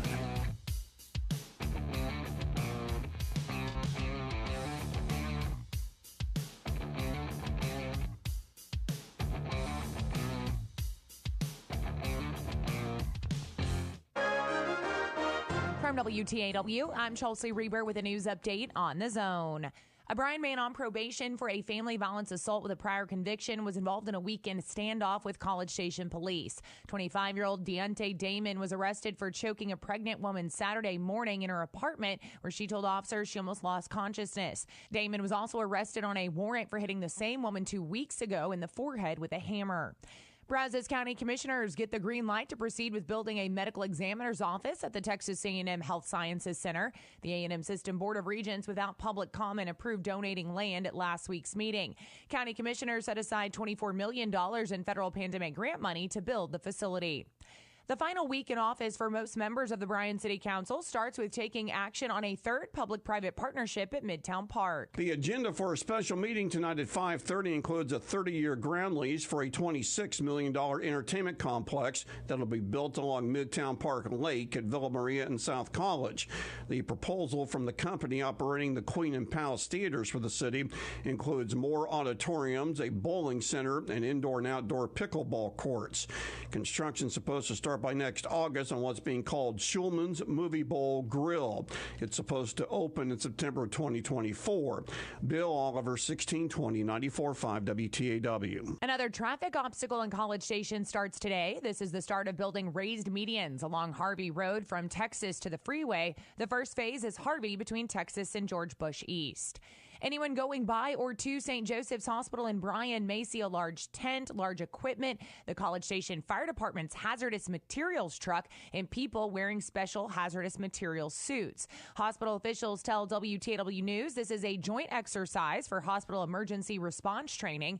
The exercise, which began yesterday, continues through today. I'm Chelsea Reber on The Zone.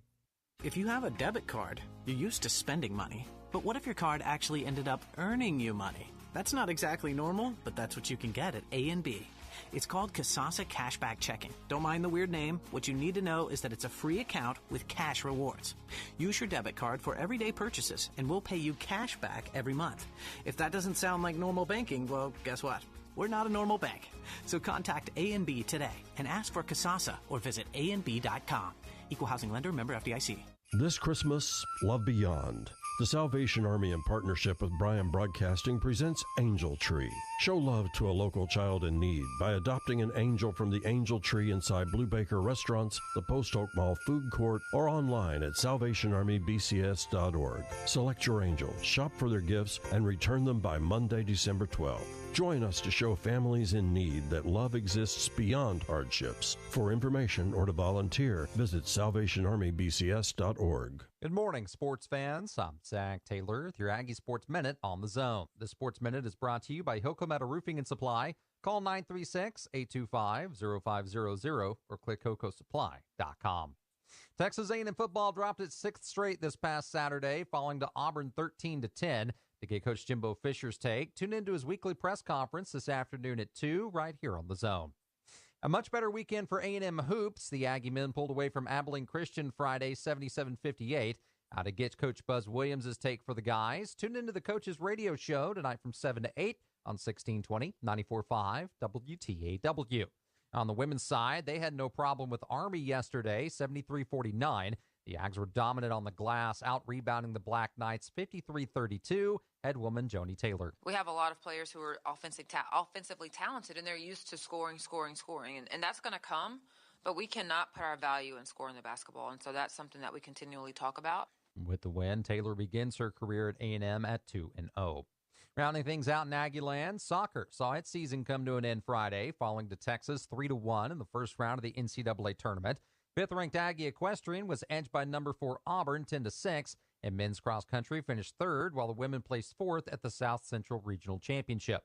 Volleyball was undone by 11th-ranked Florida on Saturday 3-1. And that's been your Aggie Sports Minute, brought to you by Hilco Metal Roofing and Supply. On the Zone, I'm Zach Taylor. Looking for podcasts of TexAgs Radio, The Louis Bellina Show, or Chip Howard? Look inside the Pod Center at zone1150.com. Don't miss a single rant, guest, or moment. You can download or subscribe to any and all of your favorite shows inside the Pod Center at zone1150.com. There's also a special selection where you can find select interviews from David, Louis, and Chip. Look up Zone interviews inside the Pod Center at zone1150.com. Download or subscribe, but don't miss out. Check out the Pod Center at zone1150.com.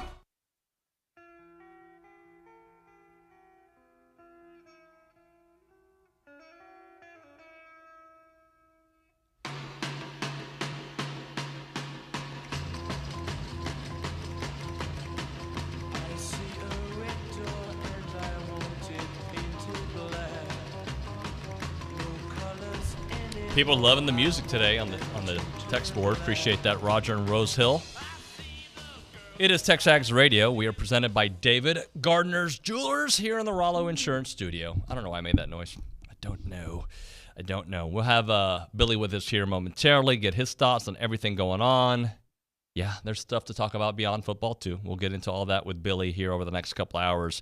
If you want to be a part of the conversation, you can call us and tell us what you're thinking right now, 979-693-1150, or you can text us on the A&B text line, 979-693-1150.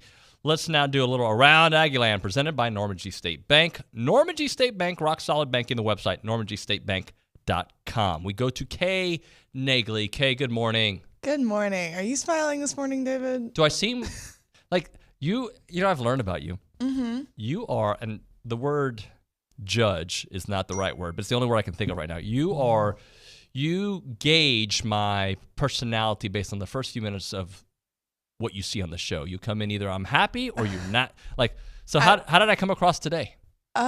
You were as I expected you to be. I feel like you were a little more positive than judging based on what we saw this weekend. Well, I mean, if we're talking just from a football record sense, yada, yada, yada, like, no, things suck. They do. Yeah. But then the show would be over. Hey, I do have some positive news for y'all out there. Texas A&M is a national champion. Can you guess in what, David? No. Meat judging. The meat judging team this past weekend just won the national championship. So congrats to them. So we can officially claim a national championship. The meat judgers. The meat judges. Yeah. I would like to see that on the lower third on a TV. Olin Buchanan, meat judge. Yeah. Hey, at least we have some good news. What kind of meat were they judging? I'm not exactly sure. I didn't do my exact research on that, but it's been a hot topic on Twitter, and I felt like, yeah, it's been like they put a little like graphic, and it was like Texas A&M national meat judging team. So pretty funny. So hold on. Is A&M the judging the meat? Yes. Or is A&M cooking the meat? A&M, I think, does the best job of judging the meat in America. That's my takeaway from that. All right, what else we got? So moving on to a little more disappointing news. As we know, Texas A&M has moved into the bottom of the SEC West after a 13-10 loss to Auburn at Jordan-Hare Stadium on Saturday night. With the loss, the Aggies have now dropped 6 straight games and are ineligible for a bowl game for the first time since 2008. More disappointing news, Aggie soccer season is unfortunately over. Texas A&M could not get it done in Austin, falling to Texas in the first round of the NCAA tournament on Friday, and they lost the game 3-1, but congrats to Coach G. He had a heck of a season and way to, get back in the NCAA tournament. Men's basketball defeated Abilene Christian 77-58 at Reed Arena on Friday night. The Aggies held a 38% percentage from the field while forcing 21 turnovers and out-rebounding the Wildcats 35-24. Also, women's basketball powered by a career day for freshman Janiah Barker. The basketball team continued their strong start to the Joni Taylor era as the Aggies glided past the Black Army Knights 73-49. Then continuing A&M volleyball on Saturday, Texas A&M dropped its match versus number 11 Florida 3-1. The Aggies are now 12-14 and then 4-11 in the SEC. The Aggies will return to Reed Arena one more time this Wednesday for senior night versus LSU. Back to meat judging. Congratulations, though. Hey, just because I wasn't familiar with it doesn't mean it's not anything to be pumped up about. That's national cool. champions, baby. Hey, we are, and somebody reminded me on the chat, we're an agriculture school. Of course we are. I just had never heard that. Like, I'm honestly, like, I was naive. Is it the judging of the meat or is it the cooking of the meat? But apparently it's the judging of the meat. So congratulations to our team. By the way, I expect us to win at everything, even football. That's my expectation. Okay, I appreciate you. Of course, thank you. All right, guys, let's do this. We got a caller on hold. We've got some text messages to get into. Tomas will read a couple of those for us as we get Billy, who's here, by the way. So let's. Oh no, Billy loves to do the fake. Like he's gonna walk in and then he walks right out. So we've got Dr. Katie, JB and Canyon, the bus driver, a couple of text messages to get into. Let's do that, Tomas, as Billy gets situated. I'm getting to you right here, David. Let me look at. We've got a lot of different questions coming in today. A lot of the same. I would say same old, David. But let me see which one I'm looking for. Cause I can read one. Yeah, get me one right here, and I'll find one for you.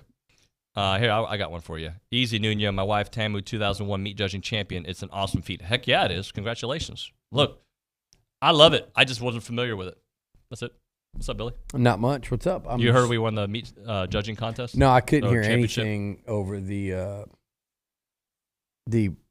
black parade you guys led through here in hour number one. I knew this was coming. Because you knew I was right. About what? Just it's not what's coming out of y'all's mouth. It's like it's just we have to sound like this because the tone dictates it. I disagree. We are with you. trained and taught to sound miserable. The boards demand it.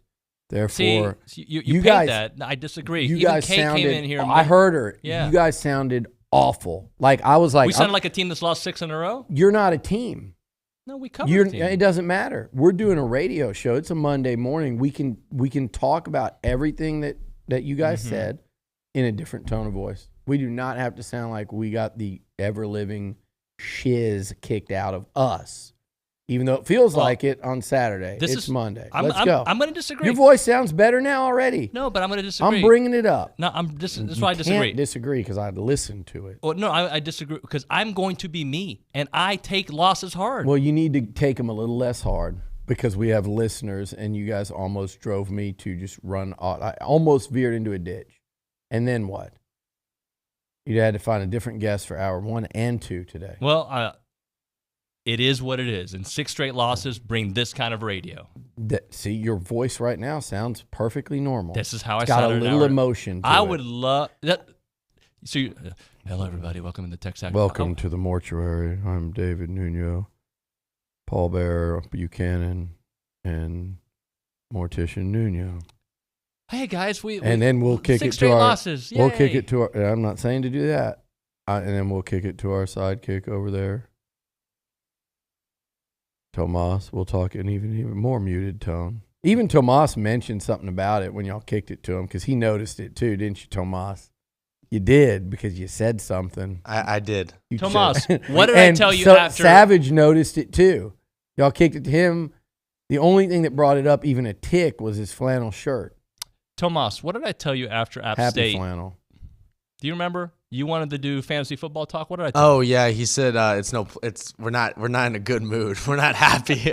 We're not happy. We're not going to talk about happy things. See, you're smiling now. I smiled in the first segment. I will do a Zapruder film analysis of the first segment. Look. And we've still lost 6 in a row. We have lost 6 in a row. And it's not been fun. Hopefully not 7. But I really believe this. And I mean it. I think people hear things the way they want to hear things because there are some that hear it as I'm too optimistic. This morning? Any morning. People hear things the way they want to hear. Either I'm too optimistic. You come in knowing, he's going to be in a bad mood. I can't wait to mess with him. But there are people who think, man, you guys aren't hard enough on Jimbo. You're not hard enough. Like, I just do what I do. I think we've done an excellent job of covering. And if the people on this side that you're too hard on them, there's a couple of those that reside across the street that don't really even reside there, but there's a couple of those types. I got no time for you ever. I don't come back to me. Don't talk. I've got no time for you if you're that type of person, because I think we've done a hell of a job of being fair. It's been that bad. And the people on the other side that say you're not hard enough, you know what they typically are? Maybe some texters will say that, but they're typically the people that are on Twitter, and they think, "Oh, Billy Lucci, this is his pattern. This is what he does. He's just a shill for the department. TexAgs can't be critical; they'll lose their access and all that crap." There's that side of it, and they won't change ever. And they don't listen to the show, or they'll listen for an hour. That's what I accuse Hunter of sometimes. You listen for an hour and you'll pull the one thing out that fits the narrative you want it to fit. And you'll ignore the other 59 minutes. And you'll hear a minute of, they're defending it. Oh, they're scared to access, all this. Same thing in what I've written, what we've talked about in the Ask Lucci threads, the cover stories. In no way, shape, or form have we had kid gloves on this year, and in no way, shape, or form have we been unfair. Because what's to be unfair about a losing streak that hasn't happened around here since before you and I were born? It's damn near the last time they did that, Olin was in elementary school. Think about that. Young OB running around. Where is he from? New Ulm. Right. Is that it? Yeah, that's right. Is it New Ulm? I think so. It looks like a New Ulm. New Ulmer. He's a New Ulmer. But yeah, I mean, it's a historic losing streak, and not the good kind of history. In there is a loss to Appalachian State. In there is a loss to a really bad South Carolina team. You've had injuries. You've had quarterback changes. You've had, where it makes you question the evals of some of these guys that were were supposedly having great springs and camps and have come out and not had good what can go bad's gone bad. Coaching hires during the offseason look really, really bad in most instances. Everything's come into question, and you've won 3 games. There's been like, and it's a year where LSU and a first-year head coach can go in and win the division. That was supposed to, and really, realistically, like you have to sit there if you're an Aggie and say that's supposed to be our SEC West title this year, because in year 5 and the talent you put on the field, and look, don't tell me like some of the guys didn't pan out or a lot of them are true freshmen. You have as much talent as LSU's got, and they won the West in year 1 under a new head coach. And you have as much talent, more talent, than Auburn has. And they still have talent there, but you have as much talent as Auburn have. They just beat you. You have more. As much. You have more talent than Auburn has. Way more. And they beat you. So it's not about talent. This has been it's arguably the worst season in the last, I don't know if I'm going to say 50.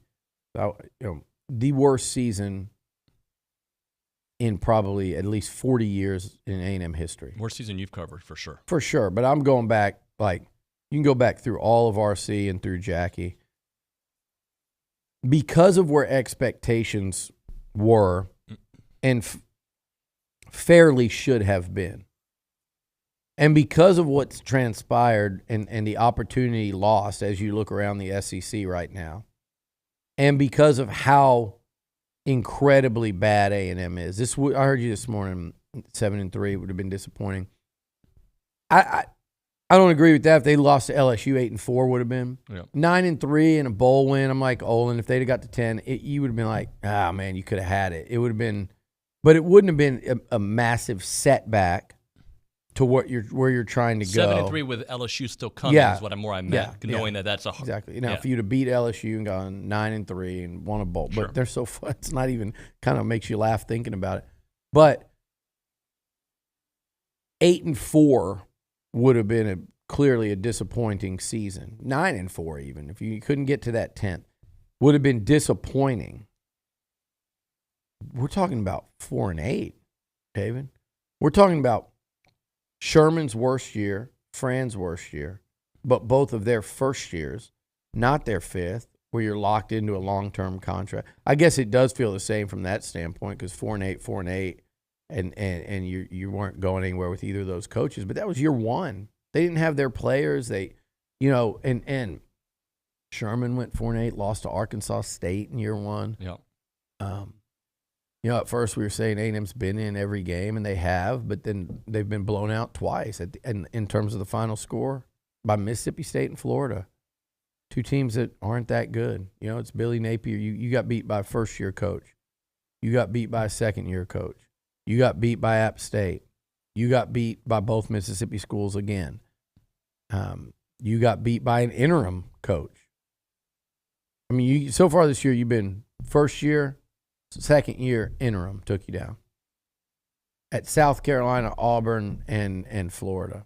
I mean, that's by every single metric, it's been a brutally bad season in College Station. But I can say this in this tone of voice just to make it sound a little better and a little more palatable. With a smile. Well, luckily you hired me because of the way I do my business. And do I get a little emotional? Absolutely. And like my kids, for the first time ever, got to see me watch an Astros game. Yeah. Like a game that matters, right? Because I've usually worked the World those. Series. Yeah. And they're like, Dad, you sound like you're watching Real Madrid. No, or the Aggies. It's either everything is terrible. I could take a step away. Oh, you don't want to watch a game with me. I never said that. No, but I'm saying you can ask a couple people from this week, and you don't want to watch a game with me. But when I'm in the Aggie bubble, the Aggie football bubble, it is what it is. They've lost to a bunch of teams that are bad. Yeah, no question. And hey, we got a couple callers that have been waiting. Do we want to take them. Because I know we have Tom Hart coming up. Yeah, let's go real quick. That, and then we got to hit a break, and then we got Buzz Williams, by the way. So let's do that because Wayne's been waiting for a little while. Wayne, welcome to TexAgs Radio. You're on the show. All right. Hey, I tuned in late this morning, but yes, sir. May have already covered. Just want to make a comment. Yes, sir. What I see out of all of this is Jimbo Fisher has done in 5 years is set the program back 10 years. Not only if I was a player, I'd come to A&M, but their past history of coaches, you wouldn't either unless you got a $100 million contract. It'd be the only way anybody wants to come to this program right now. So he's accomplished setting this program back 10 years, in my opinion. Okay, Wayne, thank you very much, sir. I 100% disagree. It's a huge setback, but just 6 months ago, we were like, we can't lose this guy. So yeah. And we saw what Tennessee did quickly. It can be fixed. That's an overreaction in today's college football world. It certainly is. It's an overreaction to say you wouldn't come here for anything less than $100 million. If you were, I guess he was talking about players and NIL. Fortunately, there is NIL. Right now, when you're losing, thank God there is, because kids were coming here and being sold on a pitch of we're going to win a national title here under this coach. That took a hit. Now, there are guys in that building that still think they can do that, players, and I sure as hell hope so, because that's what's going to get you back. But there is NIL, there is a transfer portal that we're all worried about, but it also works both ways. And you mentioned Heupel, and you mentioned some of these other programs where you can get it flipped around pretty quickly, and you can do some things very early. Hey, Kurt, I'm sorry, man. We're going to have to get to you after Tom Hart. We got to hit a break. Tom Hart is already ready to go. So right now we're going to talk Fargo's Pit Barbecue, 1701 South Texas Avenue in Bryan, open Tuesday through Saturday. So they're not open today, but today I want you to think about the food and be excited when you think about it because it's such good food. Tuesday through Saturday, 11 to 7, closed Sundays and Mondays. Call them up when you're ready to make an order tomorrow because the specials are phenomenal. 979-778-3662. They're one of the top 50 barbecue joints in the world. I'm putting them number one because the food is so good. It's so local. They've been around for, 20-something years here, giving back to this great community. The food is phenomenal out there. We'll go through some of the specials this week because, again, and they sell out of them quickly. So when you do, call Maurice up. He'll handle it for you, and Alan and Melinda will be at the front desk. But on Tuesdays, the rib tips are only offered on Tuesday and Saturdays, and when they're gone, they are gone. Go get on that. Wednesday, the chopped beef on a baked potato. Remember, if it's for a football weekend, office party, a wedding, whatever it may be, Fargo's is the place to go for your barbecue. Without a doubt, the best barbecue in town, 1701 South Texas Avenue in Bryan. I'm Chelsea Reber with your community calendar on The Zone. The Brazos Valley Museum of Natural History announces the opening of its exhibit, Dog Tales, The Human Canine Connection. Join them for a free opening event on Friday at 6:30. Join the Arts Council for an adult art class this Saturday. Visit acbv.org for more information. Do you need help with a Thanksgiving meal? Receive a hot meal from Thanksgiving in the Brazos Valley this year. Register by November 21st at uwbv.org/holiday. An after-action review by Nicholas Moran, military vehicle expert and historian for Wargaming America, is Saturday, December 3rd at 2:30 p.m. at the Museum of the American GI. Visit AmericanGIMuseum.org for more information. 30 minutes after the clock hits zero at Kyle Field this Saturday, let's talk about it. Join Dusty and Louie for the Zone Call-In Show, brought to you by TexAgs. That's your community calendar. I'm Chelsea Reber on The Zone.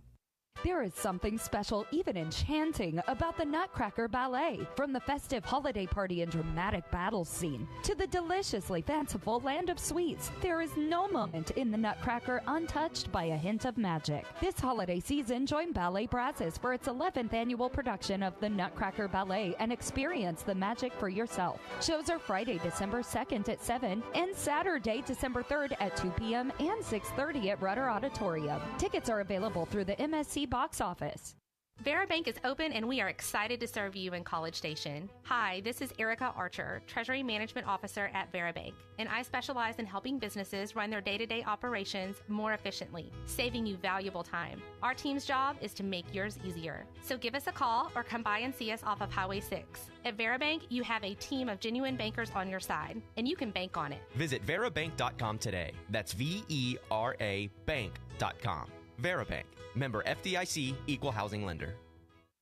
Sure, we have 30 seconds to tell you that drivers who switch to Progressive could save big. But then what? Well, there is a nice piece of stock music playing behind me that a talented composer worked really hard on. So let's enjoy it.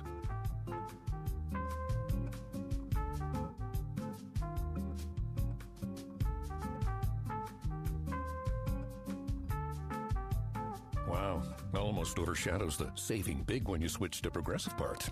Progressive Casualty Insurance Company and Affiliates. On Sports Talk, Chip visits with author Jeff Pearlman about his new book on Bo Jackson, The Last Folk Hero. The thing is, he came along at a time, obviously, before cell phones. So did he run a 4.1340 at Auburn? Well, there's no video of it, but it's been told a million times, and I believe it. Did he jump over a Volkswagen just for the hell of it? I have witnesses say he did. Sports Talk, dividing fact from fiction. Weekdays from 4 to 6 on The Zone.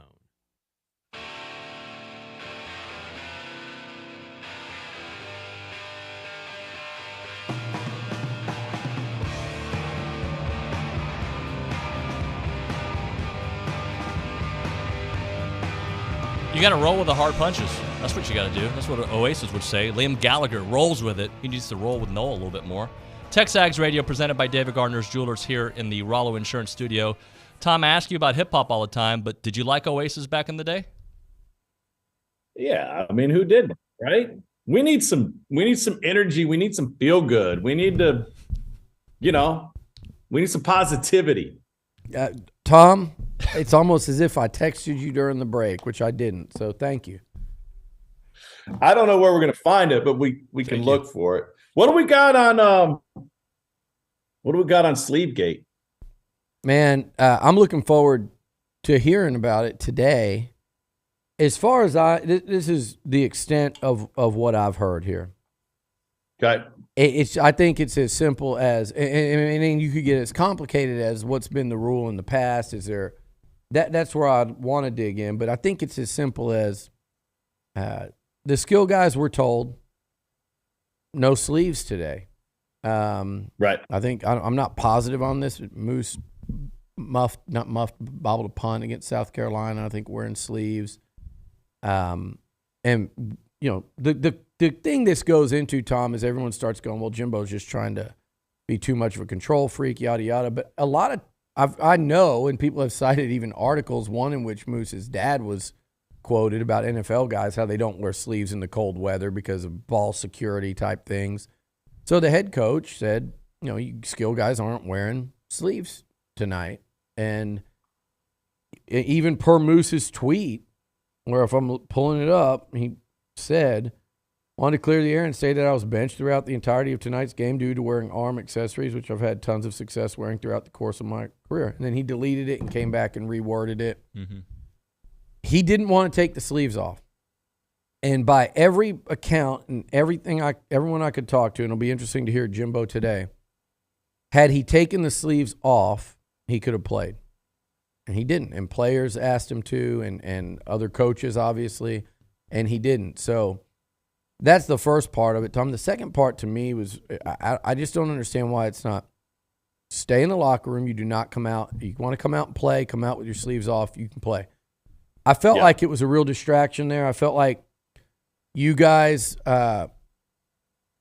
being up there in the booth without any knowledge, it reminded me a lot, and I don't think you did this game, but Texas A&M against Ole Miss in Oxford a few years ago, and Kyler Murray was suspended, and no one alerted the booth as to why. And for the entirety of the game, there's a camera on Kyler Murray as Kyle Allen, who's hurt, is throwing like 21 straight incompletions. And there's just a lot of confusion and there was the air was never clear. And I guess, Tom, that's probably because they were, hoping that he was going to just take the sleeves off and play football, but it never happened. Well, you bring up a couple interesting points. I'll give you a little bit of background as to the weather. I made the point that we were down on the field before the game and watching warm-ups as we always do. And Everin Stewart walked by me. He was going from one side of the field to the other, standing about the 45-yard line. And he was literally shivering. It was so cold, right? And I noticed, he's doing this number. And I'm like, The dude's got on ankle socks and no sleeves and wide receiver gloves. And I'm thinking to myself, can someone get this freshman some tights? A long sleeve T-shirt underneath it. I didn't. Obviously, at this point, we're totally unaware of what the team rule was, but I was surprised because it was very, very chilly and it was windy and made it feel a lot colder than it was. How many guys just didn't seem to be dressed for the weather. In fact, I told Cole and Jordan, I walked over, I was like, Evan Stewart just walked by me literally shivering right now. So that is what it is, but a little bit of insight into the weather situation. Your reference to the Kyler Murray situation is interesting. When you have a problem that is evident to everybody watching the broadcast, which is 3.5 hours to present your team and to answer questions, and then other questions come up during the game. If it's a player problem that is not addressed or admitted as such, and a lot of times coaches think they're protecting the player first and foremost, and that's their first goal. But if it's a player program that's not admitted as such, then it's perceived as a program problem, right? A player problem is one thing. This is one guy who we just got to get him on the same page versus a program problem where we are in disarray and we look as such. And that's why I would encourage coaches, and I talk to guys all the time in the offseason and say, listen, we got 3.5 hours to talk about your program.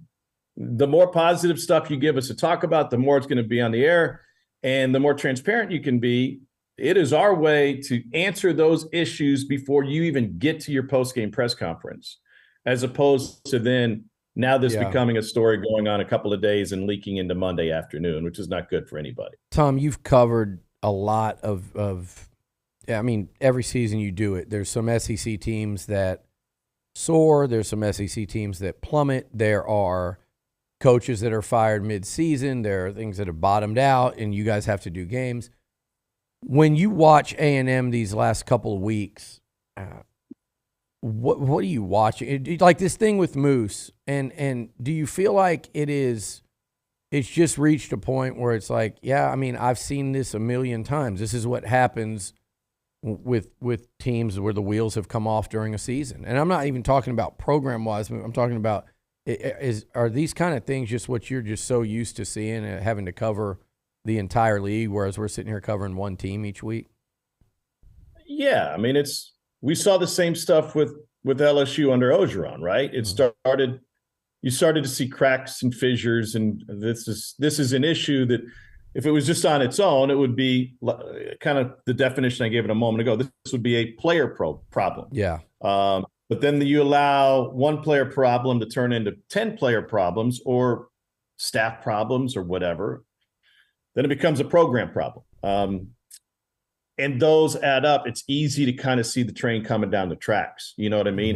And you ask yourself, okay, well, what changes? Like, how can you salvage this? How can you put your thumb in the hole in the dike and just, all right, let's just stop the bleeding over here and get everybody else up to speed. And the contrast, I think, Saturday was what Auburn had going on. They had a former player leading the team. They sold the place out. And, A&M had a great crowd when we were there a couple of weeks ago and they lost 3 in a row. But they sold the place out and they were as excited as anything because it was one of their own and this positivity around them.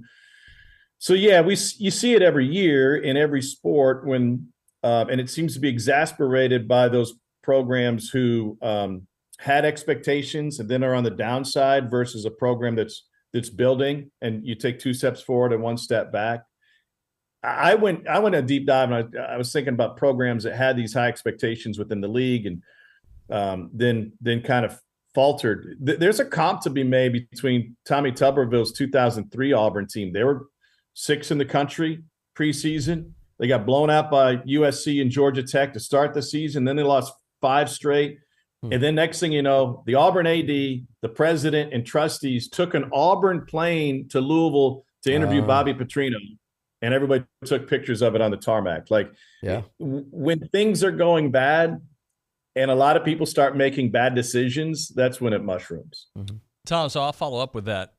Is fixing the offense going to be enough for this program? Like, is it as simple as that, or does it go way deeper from, your point of view further away? That's a great question. I think the answer to fixing the offense would go a long way to keeping the talent in Aggie land, right? I mean, if you don't fix the offense or if there's no hope to fix the offense and you have Sleeve Gate and a quarterback who didn't play well the other night, and an injured running back. By the way, we talked about all the injuries for the A&M team, and we talked to Jimbo, and he was not using that as an excuse when we had our meeting on Friday. He just said, listen, everybody's banged up. But I don't know anybody who has lost as much talent as A&M has to injuries over the course of this season. I mean, starting with Nia Smith, but then not having A-Chain in that game. You have Devon A-Chain, you win that game. Pure and simple. Auburn's really struggled against the run. You could even go back and look at Ole Miss and look at the job Antonio Johnson did the other night and say, gosh, wouldn't it have been nice to have him against Ole Miss, South Carolina, Florida? But, yeah, it's one thing after another on that front. That guy's a pro, and he erases a lot of those big plays. He's usually in the right spot. David, to answer your question, I think the major concern right now, and I didn't think this was an issue, even a week ago, but it changes your perspective after Saturday night, is to prevent the talent drain that is a threat. And that's the transfer portal. That's everybody is under this threat now. Georgia Tech has a star quarterback that refused to go in the game on Saturday. Really? He refused to play. Like that is happening everywhere in the country. Guys 4 games in had gone to their coaches. Guys in the SEC coaches told me this directly, who were second stringers, came to their coach and said, yeah, maybe I have a hamstring. Don't play me. We've heard backup quarterbacks who have said, don't put me in the game. If the guy's helmet comes off, I'm not playing unless I'm playing multiple quarters and I have a chance to win the job back. The player rights power is 100% in the player's hands now, and there's a lot of unintended consequences that we're seeing from that. So if you can fix the offense, you can theoretically protect yourself from a talent drain on that side of the ball, with the promise of playing with a great young quarterback who's the national quarterback of the year coming out of high school and other talent around him. But if pieces start to fall away, then I think it becomes a much bigger issue immediately.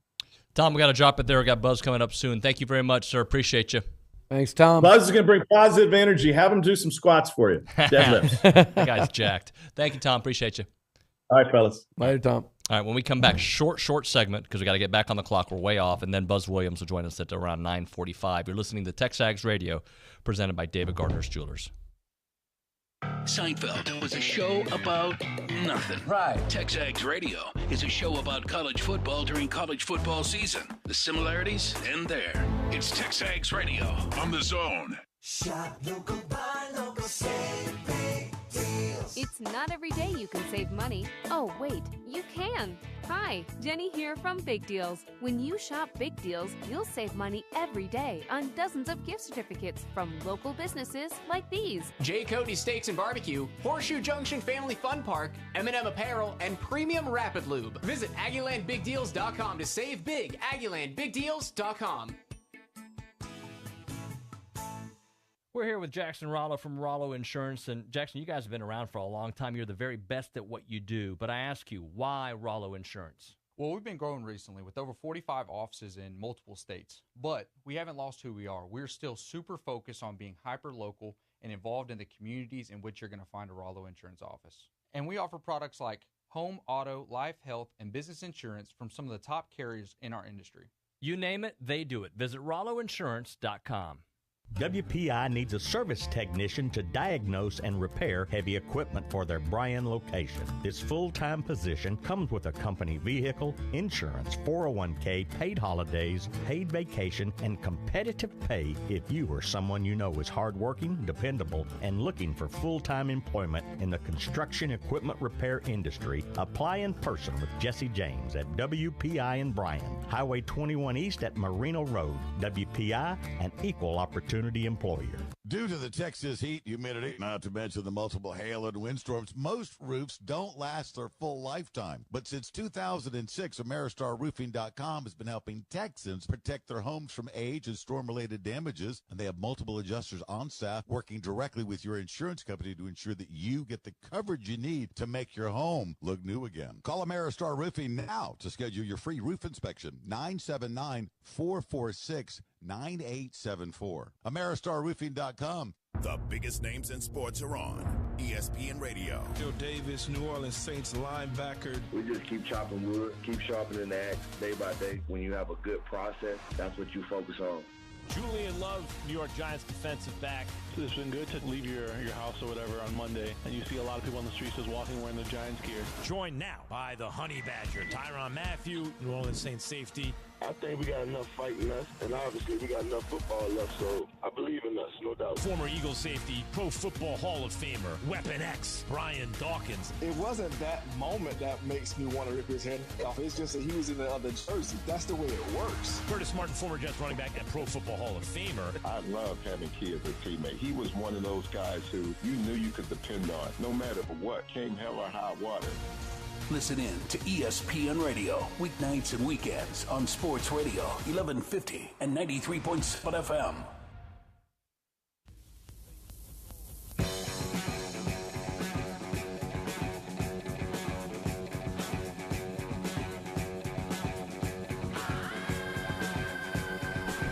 All right, it's TexAgs Radio presented by David Gardner Jewelers here in the Rollo Insurance Studio. We're going to do like a short segment here because we want to get back on the clock because Buzz will be calling us here in about 5 minutes. So let's get a couple text messages in, and we'll just do that. We'll move on because I know we had Kurt in Dallas who was on hold. He's going to try to call back, so no text message there. But let's try to get one or two, Tomas.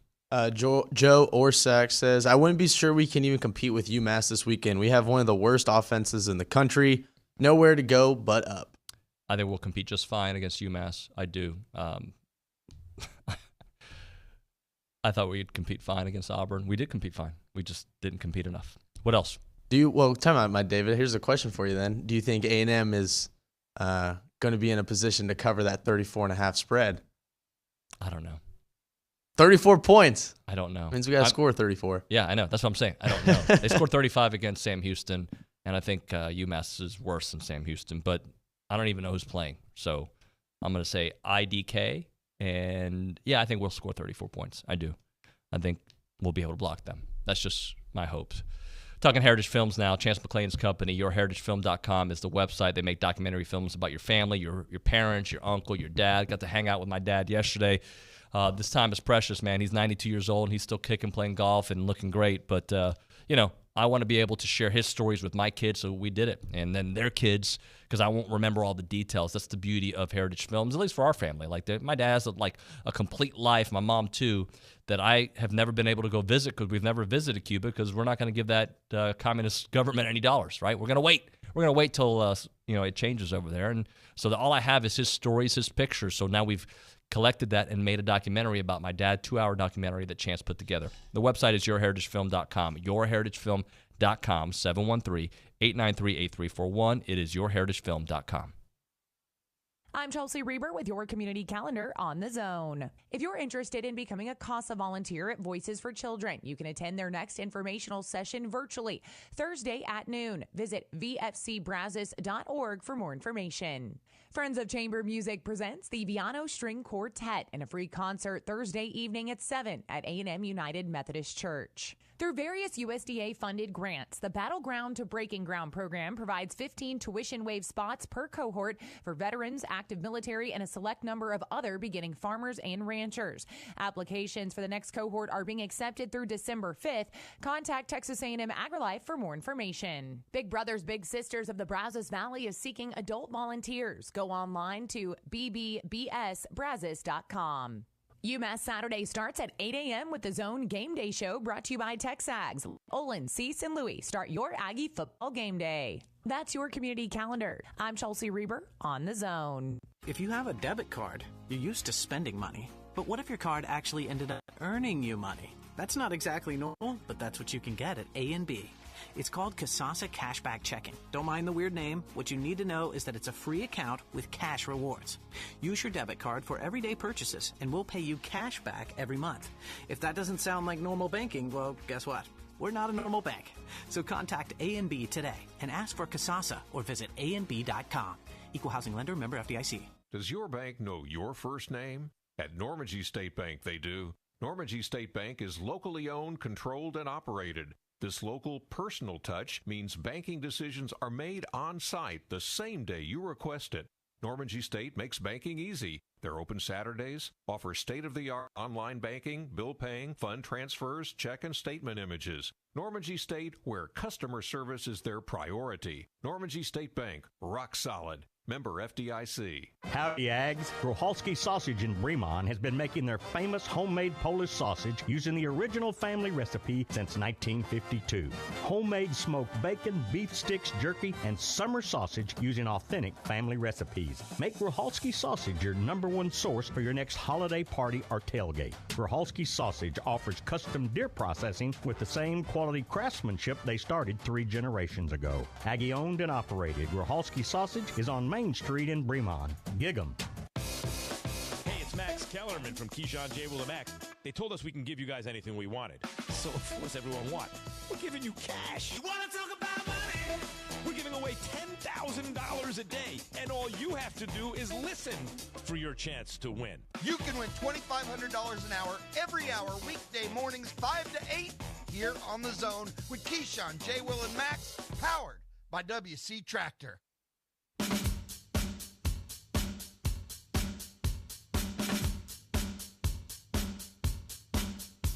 We got to fix the clock in studio.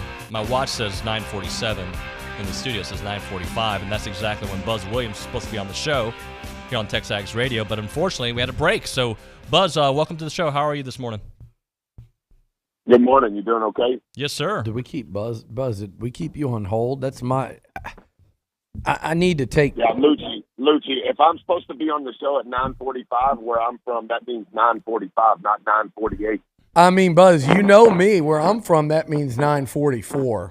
Shoot. Timely Luch is what they call me. I'm just saying, like, I don't know what's going on. I call in and it's a commercial for 3 minutes. Yeah. Like you've got nothing going on. That's our fault, Coach. We apologize. So let's talk about it. You got the Myrtle Beach coming up. Just your thoughts on how things have started for the team, how things are developing with this big tournament coming up. I thought we had a good week last week. We did some good things in both games. The things that I would say were not good happened in both games. Some of it is early season, trying to figure it out. Some of it is I think we've figured out at an earlier rate what our problems can be. This will be the earliest tournament that we have played in. You know, most of these ESPN-owned tournaments happen the week of Thanksgiving. And this is the first of an ESPN-owned tournament of all of them. And it always happens the week before. So this is a big week for our program, even though it's only the second week of the season. So we tried to manage since Friday night the right way. We were off on Saturday. We worked some yesterday, not a full day, but some. And then we're off again today because we're going to have obviously a busy week, not only physically but also mentally. So this will be good. Our guys are excited about it. Our staff is excited about it, and we will leave later tomorrow because we're only able to be on the court where we're going to play for an hour on Wednesday morning. So we want to get there a little early so that we can utilize that hour. What did you love? What you saw Friday night against a good program in Abilene Christian? What they've done. I say recently. You might correct me and say it's been going on for a long time, but a game that was tough first half, and you guys pulled away. Looked like some timely hot shooting and especially defense leading the charge there. But what were your takeaways that you felt great about? And then was there an area where you talked to the team and said, guys, we got to do this a lot better? Yeah, they are a really good program, the 15th winningest program in Division I since 2018. Obviously, when we were young, they weren't Division I, but you could argue of all the schools that have transitioned to Division I, ACU has probably handled it the best. Yeah. Joe Golden kind of started it when they beat Texas in the NCAA tournament. He's now the coach at UTEP, and Brett Tanner has been there. I think he was there 9 years as an assistant, and so done a really good job. Their style of play is distinct, particularly defensively. They've led the country in fouling the last 2.5 years. and they've also led the country in creating turnovers. Very physical. What our problem was, and we anticipated it going into the game, was live ball turnovers. We had too many turnovers. We were better, Lucci, in the second half than we were in the first half. 19 is still too many. Percentage-wise, when we got a shot, they were good shots, and we shot the ball at a really high clip. I thought Henry Coleman was very dominant on the glass on both sides of the ball. He had 33% of our rebounds. He did alone. Was really, really good. Defensively, how they play, it puts stress on you defensively. Their 4s and 5s shoot more 3s than their guards. And so they put their bigs, in essence, on the perimeter, and it causes your big stress because they're doing things that they typically don't do. I thought Andy played his best game thus far. I thought Solo was tremendous defensively in the second half. To your point, Ford made some really timely baskets, particularly the first 8 minutes of the second half. But we were able to they foul a lot, so we shot 35 free throws. We made 25. We did a lot of good things, but we have to play with a lower turnover rate regardless of who the opponent is. And I would say that thus far through 1 week, that's been something we've identified that we've got to figure out how to slow down. Some of it is carelessness that's early, but some of it is we can control it better, and we've got to make it more of a priority in what we're doing offensively for sure. I watch and I look at Andy and Dexter out there, and I'm debating which one of those guys may end up being my favorite guy with the way they guard and the athleticism. Playing Mississippi State, what was your scouting report of Garcia a year ago at this time? Yeah, we had a scouting report. Coach Rock is in charge of personnel, and he does a fabulous job. And when Mississippi State played here, that game was to put us to 9-9 in SEC play. It would have been for win number 20, both occurring against Mississippi State. And Andy had 14-7 during the game. And I had a few other evaluations of my own in real time for Coach Rock specific to Andy. I did not know him. But I kind of helped Rock with what I thought my evaluation was that he didn't include, and he to his credit, he agreed. Devin has known Dexter since Dexter was in high school, and that was when we were at Virginia Tech. Yeah. And the one thing that I would say, both of those guys are easy to cheer for. Dexter is the best listener, other than Nikhil Alexander Walker, I've ever coached. He did not get here in the summer because he was finishing his internship to finish his undergrad at Wichita State. But, Lucci, when you say something to him, he listens with his eyes and his ears, and you never have to worry about saying it again. He's going to execute it from that point forward, and he's never going to forget. It is an elite skill. And Andy, English is not his first language, but if there's ever a comedian that can facilitate back and forth between English and Spanish, he's going to make millions of dollars because he has a lot of personality that once he's comfortable with you, he is hilarious. And he has kind of taken that on amidst our program. I don't think that, like most guys, they've never had to do it at the rate that we do it every day. Dexter has handled that like a pro in many respects. Most of our other new guys, it's taken them some time. Now they're gaining traction in the rhythm and the routine that we have and the accountability that comes from it. And once we can get all of those guys, whether that's Bug, whether that's Andy, EP, Solo for that matter, Like when we can get those guys like, hey, this is how we do it every day. And they haven't, last week was the first time that we've had 2 days before, 1 day before, day of. That's a lot when you've never done it the way we do it. And I'm not saying the way we do it is right by any stretch. It's just the way we do it. But the energy required and the capacity mentally and emotionally you have to, quote, answer the bell, it requires a lot. And I think both of those guys are going to be really, really important pieces to what we do. Dexter competes. His competitive character is elite. He competes on each bounce. He doesn't compete on a possession. He competes per bounce. And it's, I think both of those guys will have a prominent role in what we're trying to do on both ends. Buzz, we got about a minute left. Biggest thing you want to accomplish there in Myrtle Beach, the togetherness of the team, the philosophy, the basketball's going to come, but what is the biggest thing you want to accomplish this week? Yeah, it'll be good that we're going to be able to be together for 5 days. Just a little bit less distractions, a little bit less interruptions.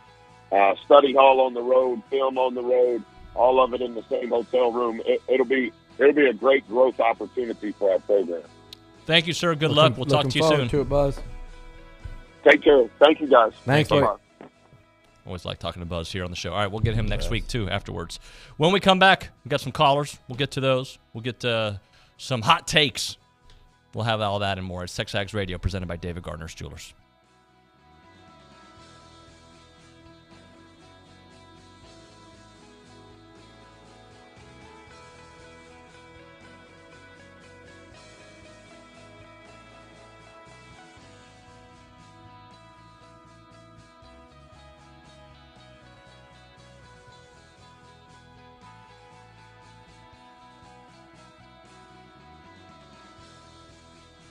Start your fight in Texas Aggie football Saturday with the Zone Game Day Show, brought to you by TexAgs. Join Bryce, Dusty, Olin, Cease, and me, Louie, as a part of your tailgate, back porch gate, grill gate. Let us start your Saturday. Game Day on the Zone all Saturday long is brought to you by the George Bush Presidential Library and Museum, Brazos Valley Floor and Design, King Ranch Saddle Shop, and Texas Mobile One Oil and Lube. Spend your game day on the Zone.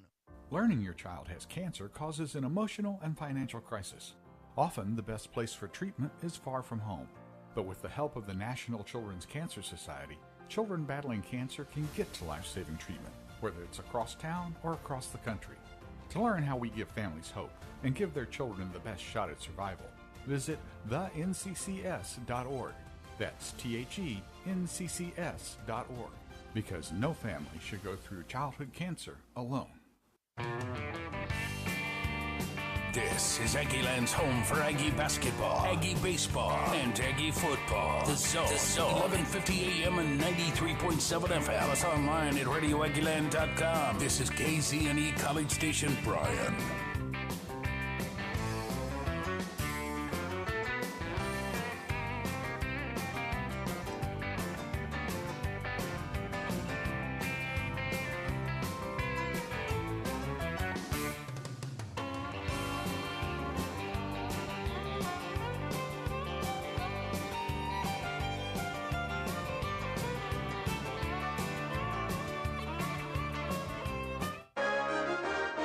From WTAW, I'm Chelsea Reber with a news update on the Zone.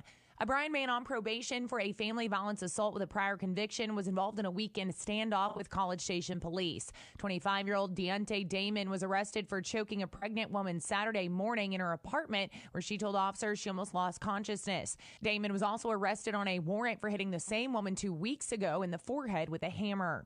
Brazos County commissioners get the green light to proceed with building a medical examiner's office at the Texas A&M Health Sciences Center. The A&M System Board of Regents, without public comment, approved donating land at last week's meeting.